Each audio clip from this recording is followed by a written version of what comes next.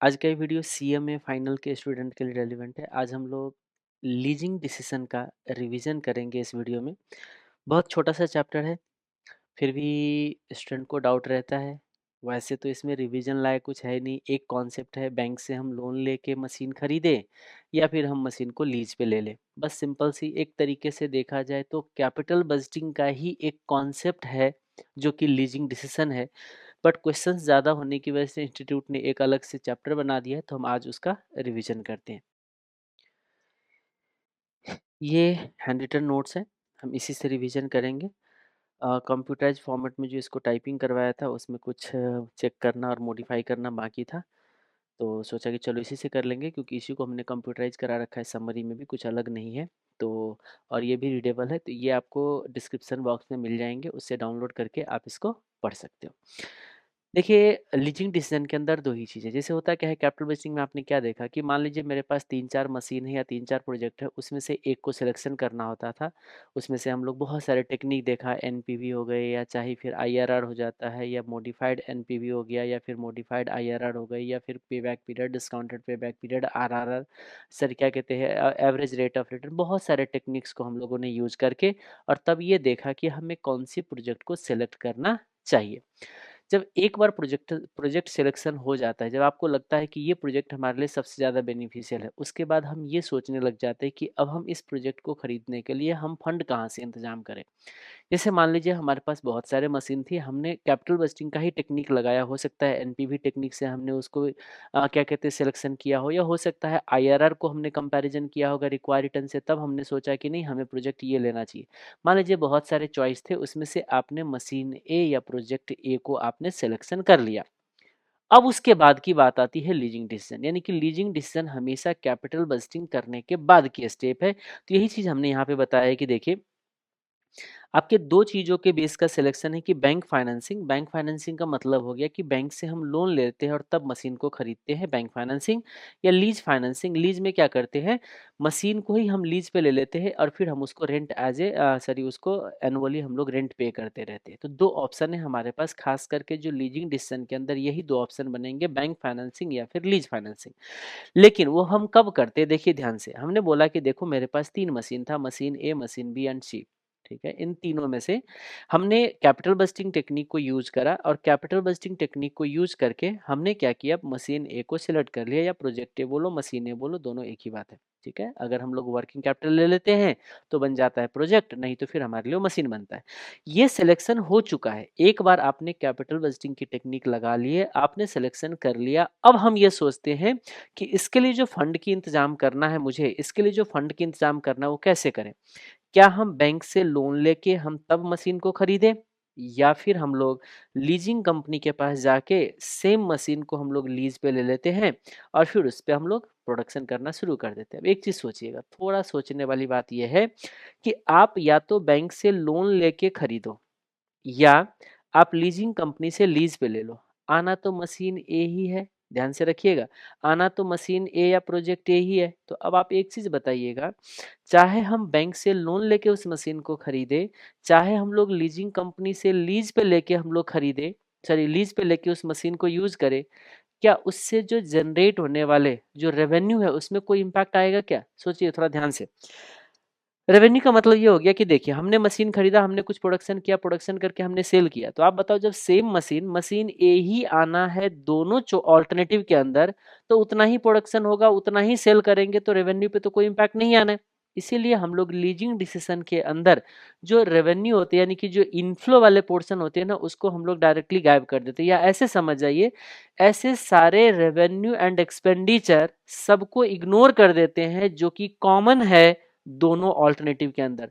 जैसे कभी कभी क्या होगा, क्वेश्चन में क्या बोलेंगे कि मशीन का इंस्टॉलेशन कॉस्ट है हमारा समथिंग रुपीज का, या चलो इंस्टॉलेशन, हाँ इंस्टॉलेशन कॉस्ट है समथिंग रुपीज का, इसमें हमारा मान लीजिए 1 लाख रुपीज का इंस्टॉलेशन कॉस्ट आएगा, क्योंकि जब मशीन खरीदोगे खुद से तो खुद इंस्टॉल करोगे, तो इसमें आ जाएगा 1 लाख रुपीज का आपका इंस्टॉलेशन कॉस्ट।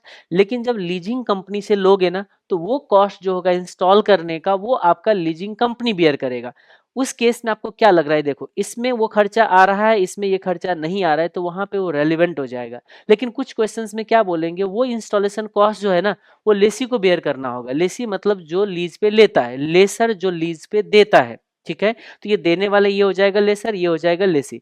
तो अब कहते हैं कि नहीं, कंपनी को ही बेयर करना होगा। तो आप मुझे बताइए, जब कंपनी बेयर करेगा उसका लीज का जो इंस्टॉलेशन कॉस्ट है, इसका मतलब इस ऑप्शन में भी आपको 1 लाख रुपीज आ गया। तो मुझे बताइए, जब दोनों में सेम कॉमन कॉस्ट आने वाला है, तो उसको हम लोग क्या कर सकते हैं, इग्नोर कर सकते हैं हम अपने डिसीजन मेकिंग के लिए।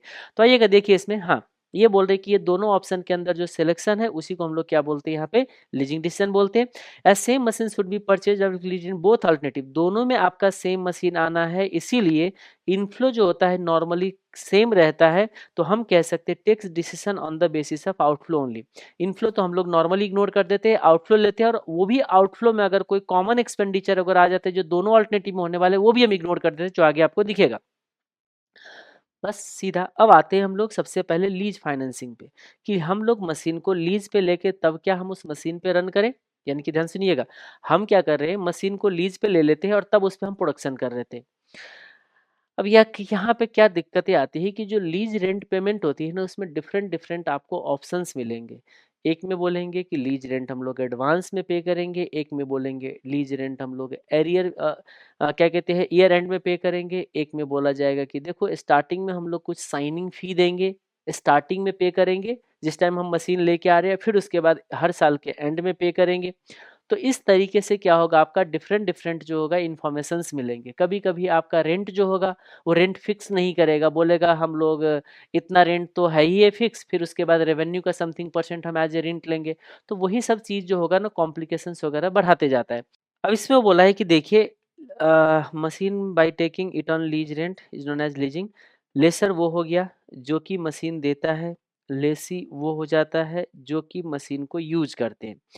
Now we are evaluating project for lessee. देखिए, रेंट जो होता है वो आपका आउटफ्लो हो जाएगा, इसमें तो किसी को कोई डाउट नहीं है। रेंट जो होगा आउटफ्लो होगा for lessee, on which tax saving is available as rent is allowable expenditure under income tax act. मतलब क्या हुआ, ध्यान से देखिए, जब हम किसी को रेंट पे करते हैं तो वो हम पी एंड एल में डेबिट कर सकते हैं, यानी कि वो हमें अलाउ कर देता है।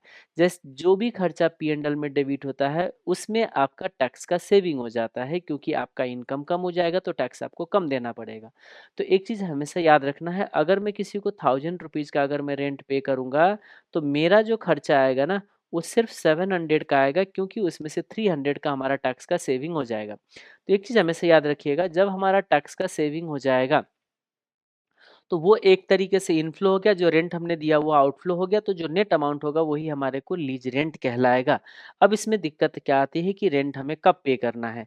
हम रेंट पे करेंगे and of the each year, ध्यान से देखिए, या बिगिनिंग ऑफ ईच ईयर, या फिर कहते हैं कि देखिए, पे processing fee at the time of agreement. Agreement के टाइम पे आपको क्या करना है, अग्रीमेंट के टाइम पे आपको प्रोसेसिंग फी पे करना है, यानी कि वो 0 ईयर पे, and pay rent at the end of each year.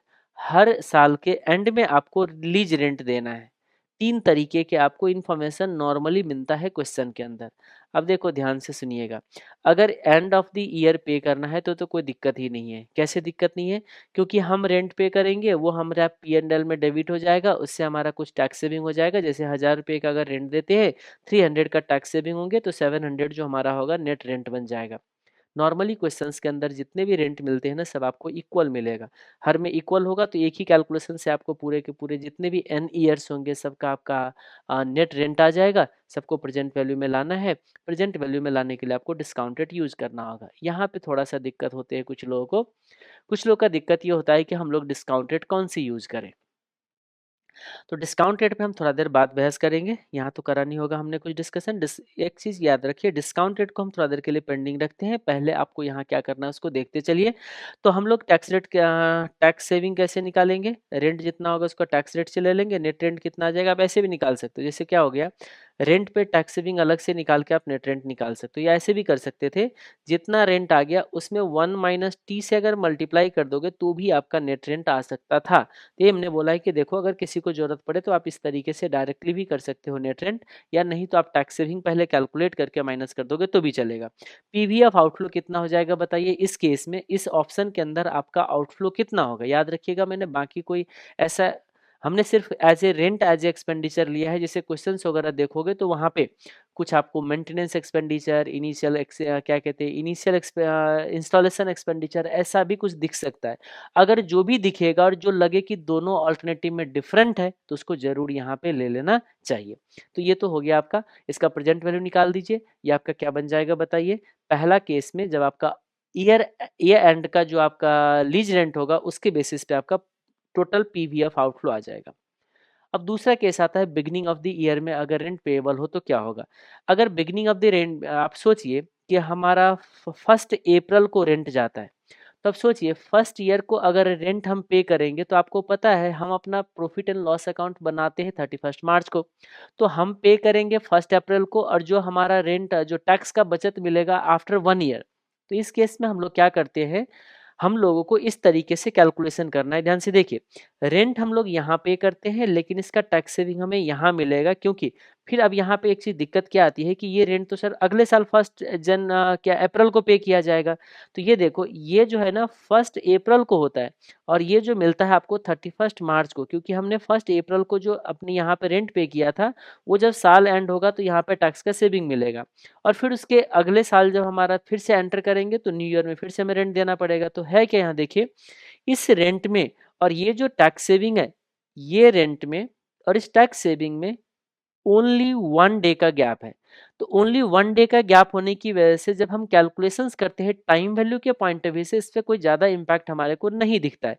Time value के नजरिए से कोई इम्पैक्ट नहीं दिखता है, तो हम सिंपली ये कह सकते हैं कि ये भी हमारा उसी डेट का है और ये भी हमारा उसी डेट का है। इसीलिए ये देखो ये क्या होता है, ये सेकेंड ईयर के बिगनिंग होता है और ये जो होता है फर्स्ट ईयर के एंड में होता है। तो सेकेंड ईयर का बिगिनिंग और फर्स्ट ईयर के एंड, इन दोनों में हमारा 1 डे का गैप है, तो हम लोग कैलकुलेशंस के नजरिए से दोनों को सेम डे पे ले लेते हैं। तो जितना रेंट बनेगा उसमें से हम लोग टैक्स सेविंग को माइनस कर देते हैं, तो ये हमारा नेट रेंट बन जाता है। अब देखिए थोड़ा ध्यान से सोचिए क्या होता है।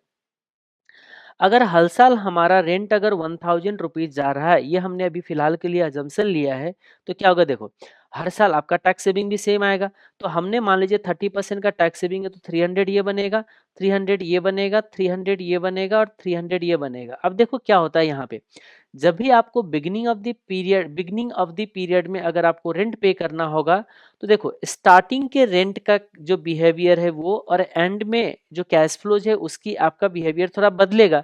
अदरवाइज मिड पीरियड का जो कैश फ्लो होगा ना, ईयर बाय ईयर आपका सेम नजर आएगा, जैसे 1000 मल्टी माइनस 300। तो हम सिंपली क्या करते हैं, कैलकुलेशंस के टाइम में बिगिनिंग ऑफ द पीरियड का अगर रेंट होगा तो हम लोग कैसे कैलकुलेशन करेंगे, हम लोग क्या करेंगे, 3 कॉलम तो बनाएंगे। एक तो एंड ईयर एंड होगा, जो क्या कहते हैं, सबसे जो लास्ट ईयर होगा वो लेंगे, और बिगिनिंग का ईयर लेंगे, और बीच का जो होगा ना कैलकुलेशन सारा मर्ज करके एक ही कॉलम में कर लेंगे, तो थोड़ा सा कैलकुलेशन हमारा क्या हो जाता है, सेव हो जाता है। और जो मिड के पीरियड में होगा वो हमेशा रेंट माइनस टैक्स लेके जो नेट बनेगा वो ले लेना। स्टार्टिंग में फुल रेंट ले लेते हैं, और एक लास्ट में हम लोग सिर्फ टैक्स सेविंग लेंगे, जो कि हमारा क्या कहलाएगा, इनफ्लो। हम वैसे भी इनफ्लो को कंसीडर कर नहीं रहे हैं, हमें सिर्फ आउटफ्लो पे डिसीजन लेना है। तो क्या करेंगे, जितने भी आउटफ्लो है सबको प्रेजेंट वैल्यू पे लाना है, और प्रेजेंट वैल्यू लाने के लिए ऑलरेडी हमने आपको टाइम वैल्यू में बता रखा है, वो हम यहाँ पे प्रेजेंट वैल्यू कैलकुलेट करना हम आपको नहीं सिखाने जा रहे। ठीक है, हाँ डिस्काउंट करेंगे, जो डिस्काउंटेड होगा, अभी डिस्काउंटेड पे हम थोड़ा देर के बाद डिस्कशन करेंगे। तो पीवीएफ आउटफ्लो हमारा आ गया। एक चीज क्या देखिएगा, ये जो हमारा 0 ईयर है उसका तो पी फैक्टर 1 ही होगा, ये तो ऑलरेडी प्रेजेंट में है। तो इन सारे को ये देखो, ये जो है इसके लिए आप एन्युटी फैक्टर यूज कर सकते हो, क्योंकि एनुअल होगा, इक्वल होगा ये। तो यहाँ पे आपका एन्युटी फैक्टर यूज हो जाएगा। ठीक है, हमने नहीं किया, अलग अलग ही कर दिया है। अगर ये तीनों इक्वल होगा तो आप यहाँ पे कर सकते हो कि ये जो हमने कैलकुलेशन किया है वो एन्युटी फैक्टर लेके और ये बाकी आ जाएगा, और लास्ट का जो टैक्स सेविंग होगा ना वो माइनस होगा। ये चीज आपको ध्यान रखना है। और केस 3 बनता है, क्या बताइएगा, तीसरा केस बनता है कि वो क्या करेगा, लीजिंग कंपनी का जो लीजिंग कंपनी है वो हमसे स्टार्टिंग में प्रोसेसिंग फी ले लेगा, और फिर उसके बाद बोलेगा ईयर एंड में आप क्या करना, अपना रेंट पे करते रहना। तो हम क्या करेंगे, देखो वो जो प्रोसेसिंग फी पे करेंगे ना हम कंपनी को, वो भी हम प्रॉफिट एंड लॉस अकाउंट में डेबिट करेंगे, क्योंकि ये जो स्टार्टिंग में प्रोसेसिंग फी दे रहे हैं वो भी हमारे लिए खर्चा ही है। तो हम क्या करते हैं इस केस में, देखो ऐसा सिचुएशन बनेगा, ये हो जाएगा प्रोसेसिंग फी और बाकी ये सारा जो है रेंट जा रहा है। अब ध्यान सुनिएगा, रेंट तो हमारा ईयर एंड का ही 31 मार्च का ही है, तो 31 मार्च का 31 मार्च को ही टैक्स सेविंग मिल जाएगा। तो ये नेट रेंट तो आपका बनता ही जाएगा, जैसे पहले था वैसे ही बनेगा। लेकिन ये जो प्रोसेसिंग फी हमने 0 ईयर में पे किया है, तो आपको पता है अगर मैंने ये 1 अप्रैल को अगर पे किया है, तो इसको हम प्रॉफिट एंड लॉस अकाउंट में कब डेबिट करेंगे, 31 मार्च को। तो इसका जो टैक्स सेविंग है वो हमें कब मिलेगा बताइएगा, 31 मार्च को। इसका मतलब जो पहला साल होगा उसमें 2 टैक्स सेविंग मिलेगा, एक आपका रेंट का भी टैक्स सेविंग मिलेगा और एक आपका जो है ना प्रोसेसिंग फी का भी टैक्स सेविंग मिलेगा। तो इसीलिए फर्स्ट ईयर का जो ये नेट रेंट होगा ना, नेट एडजस्टेड रेंट जो होंगे, मैंने क्या लिखा है, नेट नेट ए क्या होगा, ए कुछ नहीं, एडजस्टेड रेंट बोल सकते हो या नेट रेंट बन गया। लेकिन हाँ, यहाँ का जो नेट होगा और इधर का जो नेट होगा वो आपका डिफरेंट होंगे, तो इसमें आप एन्युटी फैक्टर यूज कर सकते हो, लेकिन इसके लिए आप यूज नहीं कर सकते, इसको अलग से लाना पड़ेगा।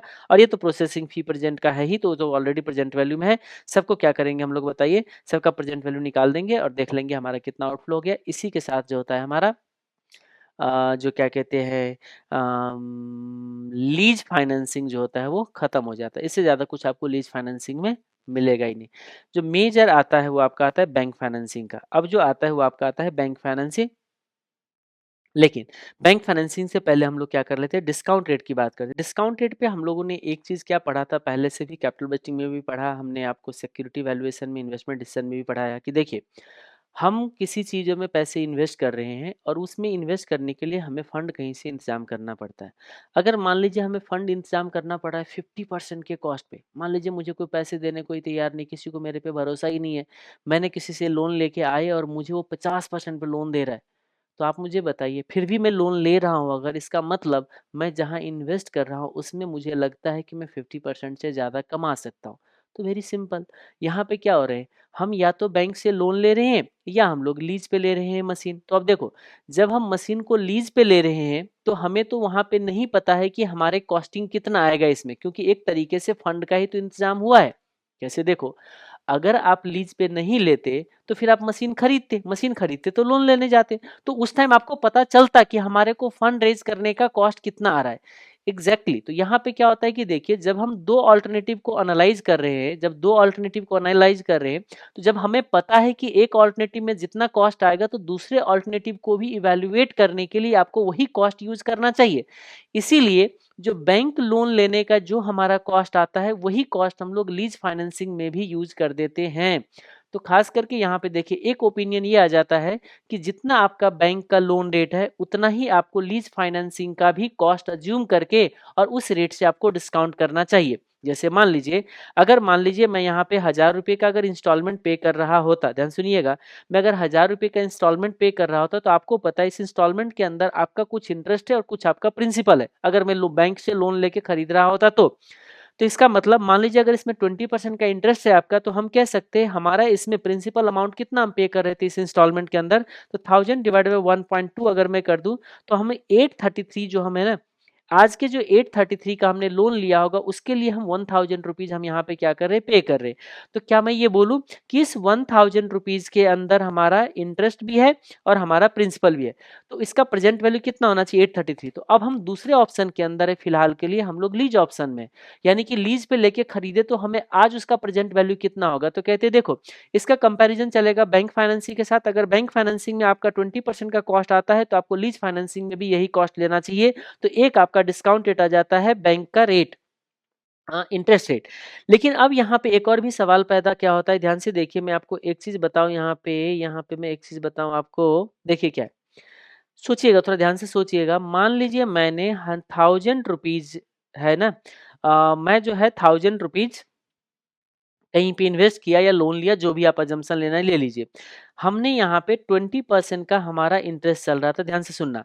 तो यहाँ का जो इंटरेस्ट पोर्शन बनेगा वो बनेगा 20 रुपीज का, और फिर सॉरी 200 रुपीज का, और फिर यहाँ पे जो प्रिंसिपल पोर्शन है वो प्रिंसिपल पोर्शन आपका बन जाएगा 1000 रुपीज का।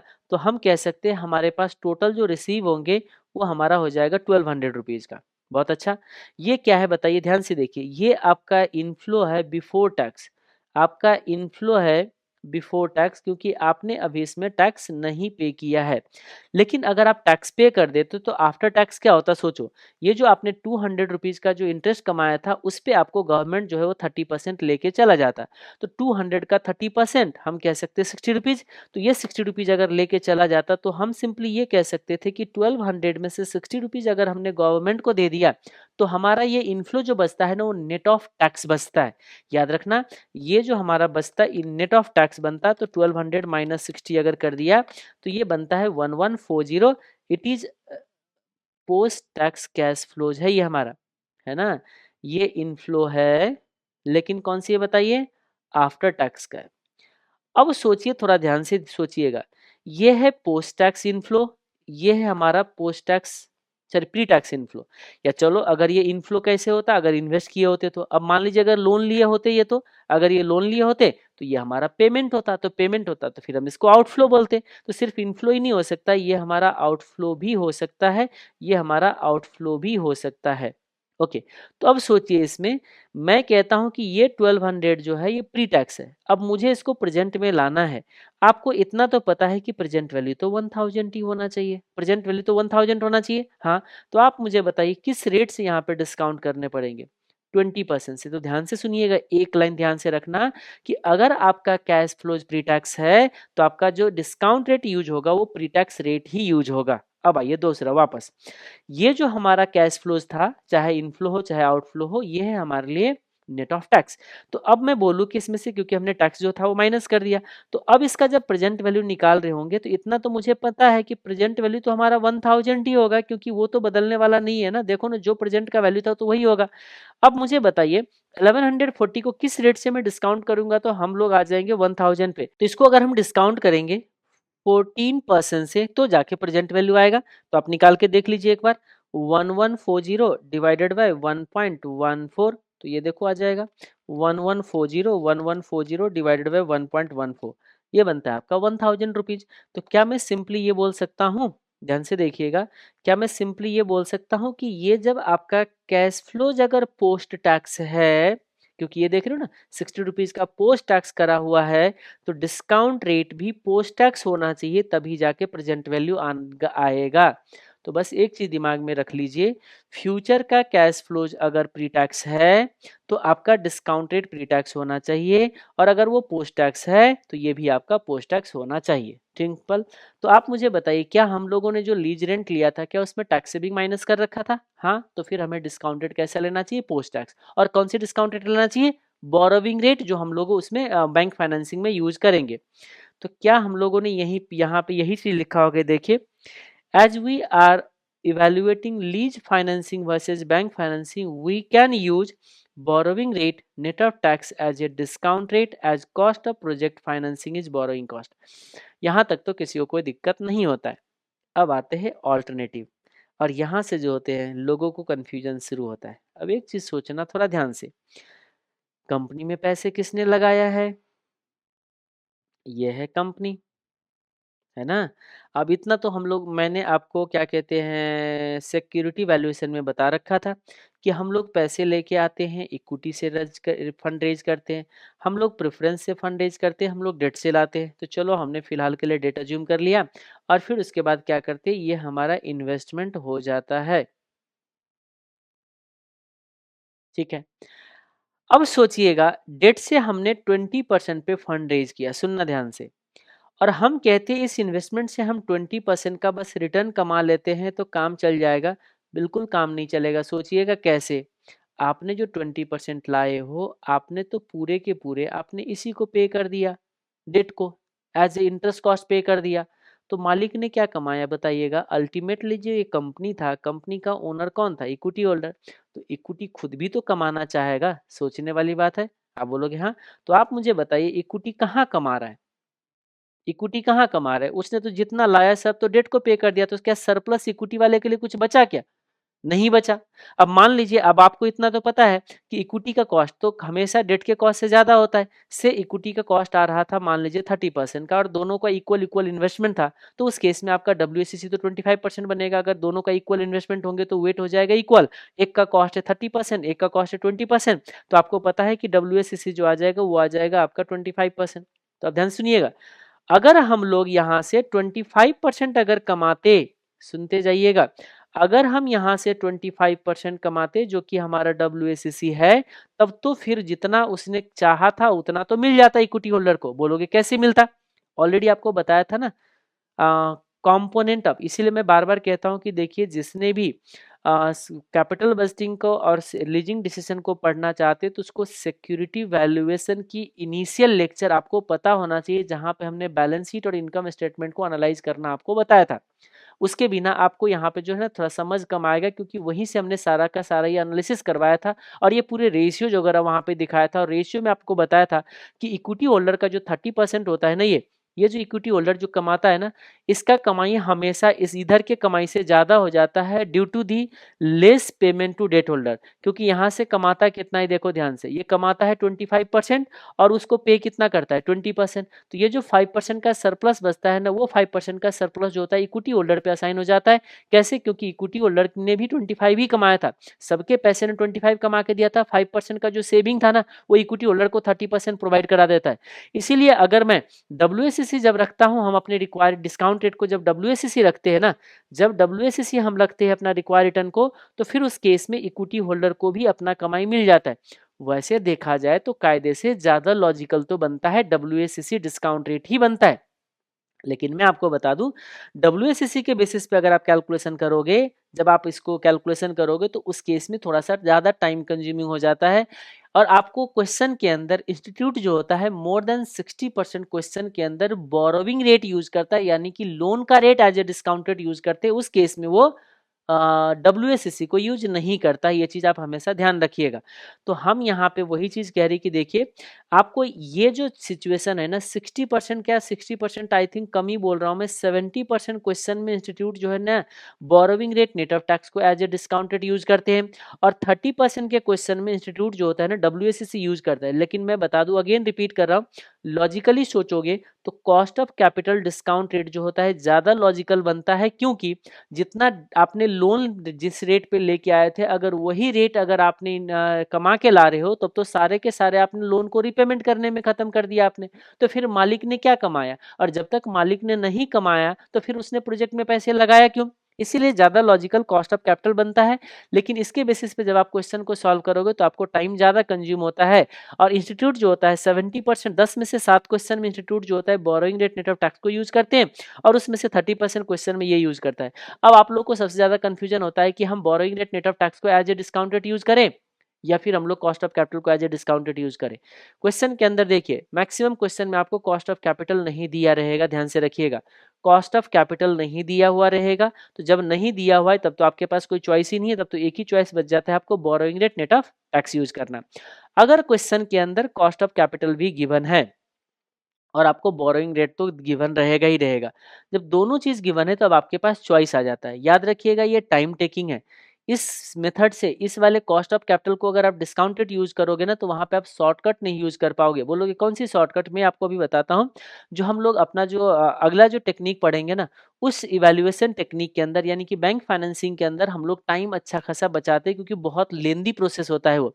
बैंक फाइनेंसिंग अभी बताता हूँ, क्योंकि उसमें हम लोग जो इंस्टॉलमेंट पे करते हैं उसमें प्रिंसिपल अलग होता है, इंटरेस्ट अलग होता है, और इंटरेस्ट पोर्शन हमारे प्रॉफिट एंड लॉस अकाउंट में डेबिट होता है, जिसपे आपका टैक्स सेविंग होता है। लेकिन जो प्रिंसिपल की पेमेंट होती है इंस्टॉलमेंट के अंदर, उस पर कोई टैक्स सेविंग नहीं होता है, जिसकी वजह से हमें सेग्रीगेट करना होता है, और उस सेग्रीगेशन की जो कैलकुलेशन होता है वो थोड़ा सा लेंदी हो जाता है, जिसकी वजह से टाइम टेकिंग होता है। तो हम लोगों को उस कैलकुलेशन को थोड़ा सा सेव कर सकते हैं, क्योंकि जब borrowing rate net of tax को जो डिस्काउंटेड की तरह यूज करते हैं ना, तो हम लोग एक शॉर्टकट फॉर्मूला टेक्निक यूज कर सकते हैं, जिससे हमारा बहुत ज्यादा टाइम सेव होता है।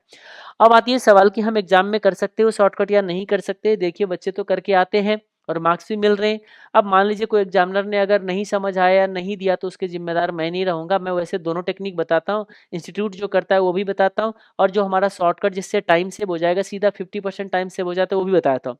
अगर आप थोड़ा सा कॉन्फिडेंस है आपके पास कि हाँ ठीक है हम अप्रोप्रिएट सॉल्यूशन दे रहे हैं, तो आप दे के आइए शॉर्टकट। अगर आपको लगता है नहीं हम नहीं दे सकते हैं, तो फिर ठीक है, जो लंबा सा सॉल्यूशन देता है इंस्टीट्यूट वो आप दे के आइएगा, दूसरा कोई चॉइस आपके पास नहीं बचेगा। हम आपको बताने के लिए दोनों बता देते। ठीक है। तो चलिए यही चीज मैंने बोला है कि देखिए, as owner of company that is equity also want to earn from that project, it means cost of project finances cost of capital. यानी कि आपको उस टाइम पे हम कॉस्ट ऑफ कैपिटल को एज ए यूज करेंगे, तो उस केस में आपको कॉस्ट ऑफ कैपिटल से डिस्काउंटेड यूज करना चाहिए। मैंने कुछ नोट लिख के दिया है, we can use any one according to available information in question. जैसा कि इन्फॉर्मेशन अवेलेबल है उसके हिसाब से कर लो। जब आपको कॉस्ट ऑफ कैपिटल गिवन नहीं थे तो कुछ कर ही नहीं सकते, तब तो आपको कुछ करना ही नहीं है, तब तो बोरोइंग रेट ही एक चॉइस बच जाता है। अब आपको कॉस्ट ऑफ कैपिटल अगर गिवन है तो उस केस में आपके पास चॉइस है, आप जो मर्जी कर सकते हो। If we use borrowing rate net of tax as discounted then we can save lots of time in bank financing evaluation. अगर आप ये वाले टेक्निक को यूज करते हो तो उसमें टाइम सेव हो जाएगा। अब एक और भी सवाल आता है, हमारा ऑब्जेक्टिव सिर्फ टाइम सेव करना नहीं होना चाहिए, मार्क्स भी मिलना चाहिए। टाइम सेव कर लेंगे मार्क्स ही नहीं मिलेगा तो क्या फायदा। तो एक चीज हमेशा याद रखिएगा, हम अगर ऐसा नहीं है कि इंस्टीट्यूट जब कॉस्ट ऑफ कैपिटल जब देता है तो हमेशा कॉस्ट ऑफ कैपिटल को ही एज ए डिस्काउंटेड यूज करता है, ऐसा नहीं है। आप जाके क्वेश्चन चेक करिए, क्वेश्चन में कॉस्ट ऑफ कैपिटल दिया रहता है, उसके बावजूद भी institute borrowing rate net of tax use करता है।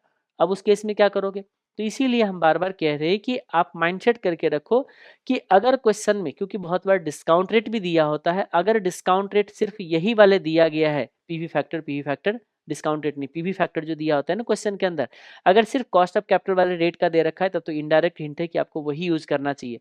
अगर आपको लगता है कि नहीं इसका डिस्काउंट पीवी फैक्टर दिया हुआ है क्वेश्चन के अंदर, तो इनडायरेक्ट हिंट दे रहा है कि आप उसको यूज करो। किसी का पीवी फैक्टर नहीं दे रखा है तो कोई भी यूज कर लेंगे, ठीक है, कोई दिक्कत नहीं है। चलो आइए क्वेश्चन सॉल्व करोगे तो आपको आइडिया लग जाएगा। तो हम लोग चलते हैं किस पे बताइएगा, बैंक फाइनेंसिंग पे। अब बैंक फाइनेंसिंग के अंदर क्या क्या होता है थोड़ा सोचिएगा। हम बैंक से लोन लेते हैं, मशीन खरीदने जाते हैं, सोचो अब क्या क्या होगा, सोचने वाली बात है। हम जब बैंक से लोन लेके आते हैं तो उस टाइम पे हो सकता है स्टार्टिंग में कुछ प्रोसेसिंग फी देना हो, फिर उसके बाद हर महीने के एंड में हम लोग इंस्टॉलमेंट देते हैं। लेकिन क्वेश्चन के अंदर मंथली इंस्टॉलमेंट नहीं आएगा, एनुअल इंस्टॉलमेंट आएगा, तो हम हर साल के एंड में हम लोग क्या करेंगे, इंस्टॉलमेंट पे करेंगे। ओके, तो जब आप इंस्टॉलमेंट पे करोगे तो आपको पता है उसके अंदर प्रिंसिपल भी है, उसके अंदर इंटरेस्ट भी है, दोनों को सेग्रीगेट करना पड़ेगा। तो सबसे पहला काम करना पड़ेगा, इंस्टॉलमेंट निकालने पड़ेंगे। ओके, फिर उस इंस्टॉलमेंट को सेग्रीगेट करना होगा कि कितना उसमें प्रिंसिपल का पोर्शन है, कितना हमारा उसमें इंटरेस्ट का पोर्शन है। जो इंटरेस्ट का पोर्शन है वो प्रॉफिट एंड लॉस अकाउंट में डेबिट होगा, तो उस पर कितने का टैक्स बचत होगा वो भी कैलकुलेशन करने पड़ेंगे।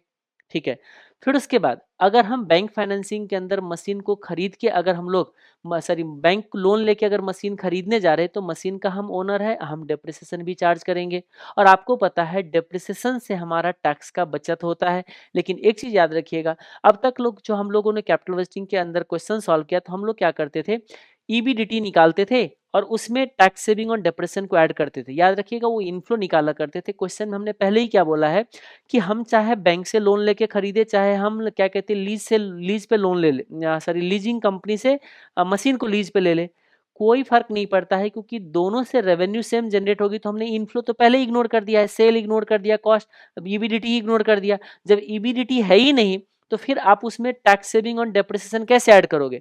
तो हम लोग क्या करते, हम जो ये अभी आउटफ्लो निकाल रहे थे ना कि हमारा कितना आउटफ्लो होगा, तो उसी में टैक्स सेविंग और डेप्रिसिएशन को हम लोग क्या करते हैं, ऐड कर देते हैं एज ए इनफ्लो कंसीडर करके, और तब हम उस ऑप्शन का आउटफ्लो कैलकुलेट करते। तो अब हम यहाँ पे क्या करने जा रहे हैं, थोड़ा ध्यान से देखिएगा। Company pays instalment to repay loan as it is owner of company, क्या बोल रहे हैं, कंपनी, हाँ ठीक है, company pays instalment to repay loan, वो तो खत्म हो जाता है, सेंटेंस वहीं खत्म हो जाता है। It is owner of the machine charge depreciation and claim tax saving on it at the end of life sell machine that is salvage. और लास्ट में क्या हो जाएगा, आप ओनर हो तो आप मशीन को बेचोगे भी, उससे क्या हो जाएगा, आपको सैल्वेज भी मिल जाएगा। अब एक चीज देखिए, जीरो ईयर पे अब जब इवैल्यूएशन पे जाओगे तो आपको हमेशा क्या सोचना है कि जीरो ईयर पे क्या होगा, ड्यूरिंग दी लाइफ क्या होगा, और लाइफ के एंड पे क्या होगा। इस तरीके से जब भी कभी सोचते हैं तो हमारा माइंड चलना शुरू हो जाता है। हमें दिमाग में बस एक ही चीज़ रहता है कि हम जीरो ईयर का कैश फ्लो कैलकुलेट करते हैं। अब देखो क्या होता है, मशीन मान लीजिए 10 लाख में खरीद रहे हो, 10 लाख का लोन ले रहे हो, तो क्या होगा सोच के देखिएगा। 10 लाख का मशीन लिया, सॉरी लोन लिया, 10 लाख का मशीन खरीदा, तो 10 लाख रुपीज आया, 10 लाख रुपीज चला गया, क्या कैश फ्लो कुछ हुआ, कुछ नहीं, जितना आया उतना चला गया। तो इनिशियली तो कैश फ्लो हो जाता है नील जीरो ईयर में। फिर जब हम इंस्टॉलमेंट पे करते हैं तब हमारा आउटफ्लो होता है और वो होता है फ्यूचर में, तो उसको हमें क्या करना होगा, प्रेजेंट में लाना पड़ेगा। सिंपल सी बात है। तो यही कैलकुलेशन हम यहाँ पे कह रहे हैं कि देखिए no cash flow at 0 year अगर, लेकिन हाँ वो तब होगा जब 100% फाइनेंसिंग अवेलेबल हो, 100% फाइनेंसिंग अवेलेबल हो। अब कहते नहीं आपके पास आएगा 9 लाख रुपीज और आप मशीन खरीदोगे 10 लाख का, तो स्टार्टिंग में आपका 1 लाख का आउटफ्लो हो जाएगा, ये चीज आपको याद रखना है। तो ये 0 ईयर की कहानी थी। अब ड्यूरिंग दी लाइफ क्या होगा, देखो ड्यूरिंग दी लाइफ आपका पे करोगे instalment to repay the loan, loan को रिपे करने के लिए आपको इंस्टॉलमेंट पे करना पड़ेगा। जब आप इंस्टॉलमेंट पे करने की बात करोगे तो क्वेश्चन के अंदर क्या करते हैं, वो different different if and but लगाते रहते हैं। पहला इफ एंड बट क्या लगाएगा कि अच्छा मैं तो बिगिनिंग में पे करूंगा, फिर क्या इफ एंड बट लगाएगा, नहीं मैं क्या कहते हैं इंस्टॉलमेंट को इक्वली पे करूंगा। फिर कभी क्या करेगा, नहीं प्रिंसिपल के जो इंस्टॉलमेंट है ना वो इक्वल पे करेंगे। कभी बोलेगा नहीं प्रिंसिपल प्लस इंटरेस्ट हमारा इक्वल इंस्टॉलमेंट होंगे। तो ये इफ एंड बट आपको बहुत सारे मिलेंगे, तो इस चीजों को आपको क्वेश्चन के अंदर ध्यान रखना चाहिए। ओके, तो अब देखिए इसमें following are 3 different cases for repayment of loan. क्या केस बनता है, देखो सबसे पहला केस है कि हमारा जो इंस्टॉलमेंट पे होगा ना eight the end of each year. तो बोलोगे सर इंस्टॉलमेंट तो हमेशा हर साल के एंड में ही तो पेमेंट होंगे, होना तो यही चाहिए, रियल लाइफ में तो ऐसा ही होता है। लेकिन आपको पता है ना क्वेश्चन बनाने वाले कुछ भी बना सकते हैं, नमूने सब होते हैं ना, अपने आप को 30 मार्क खा बताते रहते हैं कि हम तो बहुत जानते हैं। वो क्या बोलेगा कि देखो जी भाई हम इंस्टॉलमेंट पे करेंगे बिगनिंग में। आज तक ऐसा कोई लोन देखा है जो बैंक देता है और बैंक लोन भी देते हैं और फिर कहते हैं इंस्टॉलमेंट हमें एडवांस में दे दो। भाई वो कैसे रूम रेंट पे नहीं ले रखा है, कोई फ्लैट या रेंट पे नहीं ले रखा है कि आप उसको रेंट दीजिए एडवांस पे। हाँ प्राइवेट जो कोई लोन लेता है उसमें आपको जरूर एडवांस में इंटरेस्ट पे करना होता है, क्योंकि वो एज्यूम करके चलते हैं जैसे आप रूम रूम देते हैं ना, कोई फ्लैट देते हैं रेंट पे, तो वैसे वो मान के चलते कि हमने आपको पैसे दिया है, आप समझ जाना कि हमने फ्लैट आपको रेंट पे दिया है, जितना आपका इंटरेस्ट बनता है वो एडवांस में पे कर देना। वो प्राइवेट लोन में जरूर होता है, ठीक है, लेकिन कोई बैंक के साथ नहीं होता है। तो देखना सेकेंड ऑल्टरनेटिव में क्या आएगा आपके पास, देखो केस 2 आएगा कि बिगिनिंग ऑफ ईच ईयर। हद है भाई, इंस्टॉलमेंट बिगिनिंग में कब पेमेंट होता है बताना। बट कोई नहीं, क्वेश्चन में मिलेगा तो हम लोग कैलकुलेशन कर लेंगे, टाइम वैल्यू का एडजस्टमेंट ही तो बदलेगा और क्या होगा। ओके, तीसरा केस क्या होगा पता है, कहते principal amount will be paid equally. वो कहते प्रिंसिपल हम इक्वली पे करेंगे भाई, ठीक है, तो देख लेंगे उसको भी। चौथा केस तो नहीं है ना कुछ, नहीं है। तो वही 3 केस को हम लोग को क्या करना है, यहाँ पे डील करना है। तो होप ये आप लोग कैलकुलेशन कर पाओगे, और अगर टाइम वैल्यू आता होगा तो इसमें तो कुछ भी करने लायक बचता नहीं है, और टाइम वैल्यू नहीं आता है तो बैठ के आप हवन करोगे, दूसरा कोई तो कुछ आपको हेल्प कर नहीं सकता है। चलिए वापस, आपको पता होगा पहले इंस्टॉलमेंट दे कितना, अगर लाइफ के एंड में हर साल के एंड में अगर हमें देना है तो कितना हमें इंस्टॉलमेंट पे करना पड़ेगा। तो ये देखिए इंस्टॉलमेंट जो पे करना है एक्स एक्स एक्स और एक्स हम इंस्टॉलमेंट पे करेंगे। मान लीजिए लोन जो हमने कुछ आज के रेट पे ले लिया, आपको याद होगा इन सब का प्रेजेंट वैल्यू जो होता है वो हमारा लोन की इक्वल होता है, और ये कैलकुलेशन करते करते हम पक चुके हैं टाइम वैल्यू के अंदर। नहीं अगर याद है तो सोचना कि आप क्या कर क्या रहे हो, बिना टाइम वैल्यू पढ़े हुए तो यहाँ तक पहुंच नहीं सकते आप, है ना। तो आप मुझे बताइए कैसे निकालते, पीवीआईएफए से डिवाइड कर दीजिए, हो गया बात खत्म। ये देखो कैलकुलेशन करोगे पीवीआईएफए से आएगा। एक चीज अब याद रखिएगा, क्या ये प्री टैक्स होता है या टैक्स सेविंग के बाद होता है, पहले ये चीज सोचना, क्योंकि यहाँ बहुत मिस्टेक करते लोग, कंफ्यूज रहते, रट्टा लगाते हैं ना कि वहां पे देखो जे देखो मैंने क्या बोला, डिस्काउंटेड जो करते थे borrowing rate net of tax, हर जगह जब भी कुछ लोग ऐसे, जब कुछ लोग इस तरीके से डिस्काउंट कर रहे होते हैं ना, तो उनको बस दिमाग में डिस्काउंटेड चलते हैं और रट्टा लगा के चलते हैं, discounted borrowing rate net of tax. अरे भाई borrowing rate net of tax कब करते हैं, जब ये हमारा cash flows net of tax होता है। आप किसी को इंस्टॉलमेंट पे कर रहे हो, क्या इंस्टॉलमेंट नेट ऑफ टैक्स पे करोगे। सामने वाले को जब लोन को इंटरेस्ट पे करने जाओगे तो बोलोगे रुको रुको भाई, जितना हमारा टैक्स बचत होगा ना उतना हम आपको नहीं पे करेंगे। ऐसा तो नहीं होता, इंस्टॉलमेंट तो हम पूरा का पूरा 100% इंटरेस्ट पे करते हैं। तब वो जाके हम जब पी एंड एल में डेबिट करते हैं तब हमारा अपना कैश फ्लो जो बनता है वो नेट ऑफ टैक्स बनता है, तो वहां पे जो डिस्काउंटेड लेते नेट ऑफ टैक्स लेते। लेकिन जब इंस्टॉलमेंट निकाल रहे होंगे ना उस टाइम मत लेने लग जाना। तो वही मैंने बोला है, क्योंकि ये मिस्टेक मैंने बहुत बार देखा है बच्चे को करते हुए। तो never use borrowing rate net of tax because instalment consist full interest, that is borrowing rate आपको क्या करना है यहाँ पे यूज करना है। फुल इंटरेस्ट मतलब कोई टैक्स सेविंग नहीं है ये कैश फ्लोज में। अगर ये कैश फ्लोज प्री टैक्स है तो discounted should also be pre tax, यानी कि पूरा का पूरा बोरोइंग रेट आपको लेना चाहिए। हो गया खत्म। और ये पीवीआईएफ है, बोरोइंग रेट से आ जाता है। अब ये सब तो ऑलरेडी आपको कैलकुलेशन है। Instalment consist repayment of principal and interest both on interest portion tax saving is available, hence we have to segregate principal and interest. आपको क्या करना पड़ेगा, सेग्रीगेट करना होगा। तो करके दिखाइए कैसे सेग्रीगेट करोगे। याद है ना, लोन अमोर्टाइजेशन टेबल बनाया करते थे, कहाँ पे, टाइम वैल्यू ऑफ मनी में। एग्जैक्टली वही काम हम लोग यहाँ पे भी करेंगे। क्या करेंगे बताइए। ओपनिंग बैलेंस कितना है लोन का, कितना इंटरेस्ट हो गया, उसमें से कितना इंस्टॉलमेंट दे दिया, जो बचा वो प्रिंसिपल का बन गया। अब वो जो प्रिंसिपल है उस पर अगले साल का इंटरेस्ट निकालेंगे, फिर उसमें से इंस्टॉलमेंट दे देंगे, फिर जितना बचेगा वो क्लोजिंग बैलेंस बचेगा। ये सिलसिला चलता रहेगा और लास्ट में जाके आपका सारा का सारा लोन जो होता है रिपेमेंट हो जाता है। ये कैलकुलेशन करना ही पड़ेगा, दूसरा कोई चॉइस नहीं है, क्योंकि ये जो इंटरेस्ट पोर्शन है ना, इस पे आपको टैक्स सेविंग लेना है। पूरे के पूरे इंस्टॉलमेंट पे टैक्स सेविंग कभी नहीं होता है, इसीलिए ये सेग्रीगेशन करना आपको बनता है। बोलोगे लेंदी हो जाएगा सर अगर 10 इयर्स का लाइफ हो गया तो। अगर लीजिंग डिसीजन के क्वेश्चन के अंदर 10 इयर्स का लाइफ अगर आ जाए तो आप भूल जाइएगा, भूल जाइएगा, उस क्वेश्चन को सॉल्व ही मत करना जब तक 20 मार्क्स ना दे दे, याद रखिएगा। लेकिन लेकिन हम जो आपको अभी बताएंगे थोड़ा देर के बाद, जो अपना अपना जो एक थोड़ा सा इंटरप्रिटेशन अप्लाई करेंगे, जिसको शॉर्टकट टेक्निक से हम लोग जब इसको सॉल्व करेंगे तो हमारा आंसर इंस्टीट्यूट का आंसर सेम आएगा, लेकिन हम मेथड थोड़ा सा शॉर्ट कर देंगे। उस केस में 10 इयर्स का लाइफ वाले भी क्वेश्चन सॉल्व किया जा सकता है। बाकी इस केस में तो 10 इयर्स का लाइफ जो है ना, क्वेश्चन सॉल्व करना बड़ी मुश्किल होता है, और वैसे आज के डेट पे 10 इयर्स का लाइफ वाले क्वेश्चन आता भी नहीं है। 3 इयर्स या मैक्सिमम 5 इयर्स, है ना।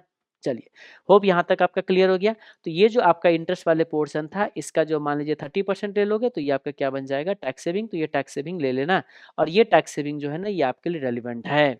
ओके, अब देखिए केस टू क्या बनता है। केस टू क्या बनता है, इंस्टॉलमेंट हमें बिगनिंग में पे करना है। अरे वाह, बिगनिंग में पे कर देते हैं। बताइए बिगनिंग में कैसे पे किया जाएगा। आज लोन लीजिए, एक इंस्टॉलमेंट आज दे दो, एक यहाँ देना, यहाँ देना, यहाँ देना। 4 ईयर का लोन है तो यहाँ पे इंस्टॉलमेंट आपको नहीं पे करना है। तो बताओ कुछ करने की जरूरत पड़ेगा क्या, कितना आसान बन गया। आपको क्या करना है पता है, आप ये अज्यूम कर लेना कि आपने जो लोन लिया है, मान लीजिए 10 लाख का लोन लिया हुआ था, तो 10 माइनस एक्स ही आपका लोन बनेगा। ऐसे भी अज्यूम कर सकते हो। और 10 माइनस एक्स, क्योंकि आपने आज लोन लिया और आज ही एक इंस्टॉलमेंट दे दिया। अरे बेतुका क्वेश्चन तो बेतुका ही तो एनालिसिस भी होगा ना। आज हमने लोन लिया, अभी क्या इंस्टॉलमेंट भी पे कर दिया, तो सही मायने में आपने लोन कितना लिया बताओ। मान लीजिए हमने 10 लाख का लोन लिया, 1 लाख का इंस्टॉलमेंट पे कर दिया, तो सही मायने में तो 9 लाख ही हमने लोन लिया ना। हाँ, और वो 9 लाख को कितने दिन में पे करना है, 3 इयर्स में। कैसे, चौथा साल में तो हम कुछ पेमेंट ही नहीं करेंगे। तो क्या मैं सीधा ये बोलूं 3 ईयर का लोन 9 लाख का। हाँ, तो आप ऐसे भी सॉल्व कर सकते हो। जब आपको ये एक्स अमाउंट निकालना हो ना, तो एक्स अमाउंट कैसे निकालोगे बताइए। इतना तो पता है कि इन सब का प्रेजेंट वैल्यू जो होता है, हमें इन सब का प्रेजेंट वैल्यू लोन अमाउंट के इक्वल होना चाहिए। हाँ, तो आपके पास दो चॉइस है, या तो ये x plus x multiply by PVIF ले लो, क्योंकि ये एन्युटी फैक्टर बन जाएगा ना। तो इनका जो प्रेजेंट वैल्यू है वो आपका लोन माइनस एक्स की इक्वल होना चाहिए। या एक का सॉरी, एक मिनट, इस 3 का ही प्रेजेंट वैल्यू जब लाओगे तो वो इक्वल होना चाहिए लोन माइनस एक्स का।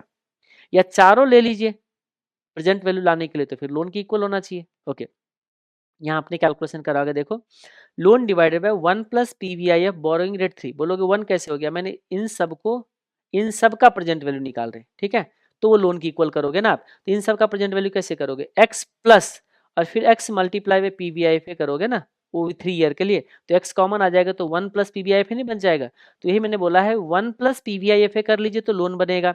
या आप सिर्फ ये पीवीआईए रखना चाहते हो तो यहाँ पे लोन माइनस एक्स कर देना, बस सिंपल, कुछ नहीं करना है अब आपको। ओके, अब देखिए इसमें segregation of principal and interest. अब कैसे सेग्रीगेशन होगा, अब मैंने पहले ही बता दिया, देखो कि सही मायने में हमारा लोन जो है, जितना लिया था, जितना हमने दे दिया, उसी पे हम इंटरेस्ट पे करेंगे, उससे ज्यादा पे इंटरेस्ट पे नहीं कर सकते हम कभी भी। ध्यान सुनिएगा, हम अगर किसी से लोन लिए मान लीजिए 10 लाख का, और हमने 1 लाख रुपीज तो इनिशियली पे कर दिया, क्योंकि एडवांस में हम इंस्टॉलमेंट दे रहे, तो मान लीजिए 1 लाख रुपीज पे कर दिए, तो हमने सही मायने में लोन कितना ले रखा है, उनका पैसे कितना यूज कर रहे हैं बैंक का, 9 लाख का।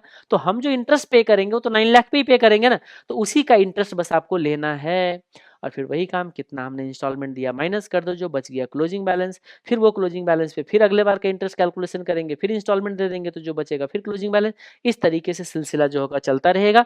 और आपको पता है आपका जो लोन का रिपेमेंट होगा ना, वो 3 ईयर के एंड में ही पेमेंट हो जाएगा, चौथे साल में जाएगा भी नहीं। तो ये हम कह रहे हैं कि 3rd ईयर के एंड में ही आपका ये क्या हो जाएगा, पेमेंट हो जाएगा।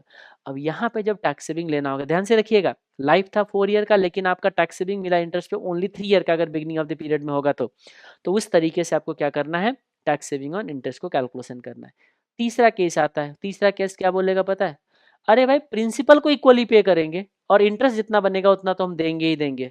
ठीक है, अगर ऐसा है तो मान लीजिए लोन जितना अमाउंट होगा उसको लाइफ से डिवाइड कर दीजिए, वही आपका इंस्टॉलमेंट बन जाएगा। बन गया ना।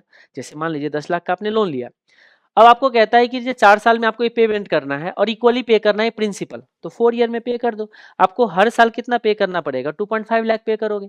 अब यहाँ पे जो इंटरेस्ट की कैलकुलेशन होगी ना वो थोड़ा बदलेगा। अब कैसे होगा देखो ध्यान से, 10 लाख हमने लोन लिया और उसमें से 2.5 लाख पे कर दिया, तो जो बचेगा ना सेकेंड ईयर और 7.5 लाख बनने बचेगा लोन, जिसपे हमें इंटरेस्ट पे करना पड़ेगा। तो क्या मैं इसको ऐसे बोलूं कि हाँ जी, ओपनिंग बैलेंस जो था ना पूरा का पूरा लोन अमाउंट था, लेकिन अब जो अगले बार का इंटरेस्ट जो निकालोगे ना, हाँ ये देखो इंस्टॉलमेंट ऑफ प्रिंसिपल हर बार एक्स पे करोगे आप, थोड़ा कैलकुलेशन बदल जाएगी ना। तो हमने लोन में से एक्स पे कर दिया, तो लोन माइनस एक्स जो बचा ना ये हमारा क्लोजिंग बैलेंस बचेगा। जैसे हम लोग अभी क्या कर रहे थे देखो, लोन में पहले इंटरेस्ट ऐड कर रहे थे, तब जाके इंस्टॉलमेंट माइनस करके क्लोजिंग बैलेंस बच रहे थे, लेकिन अभी ऐसा नहीं है क्योंकि हमने प्रिंसिपल को इक्वल कर दिया है।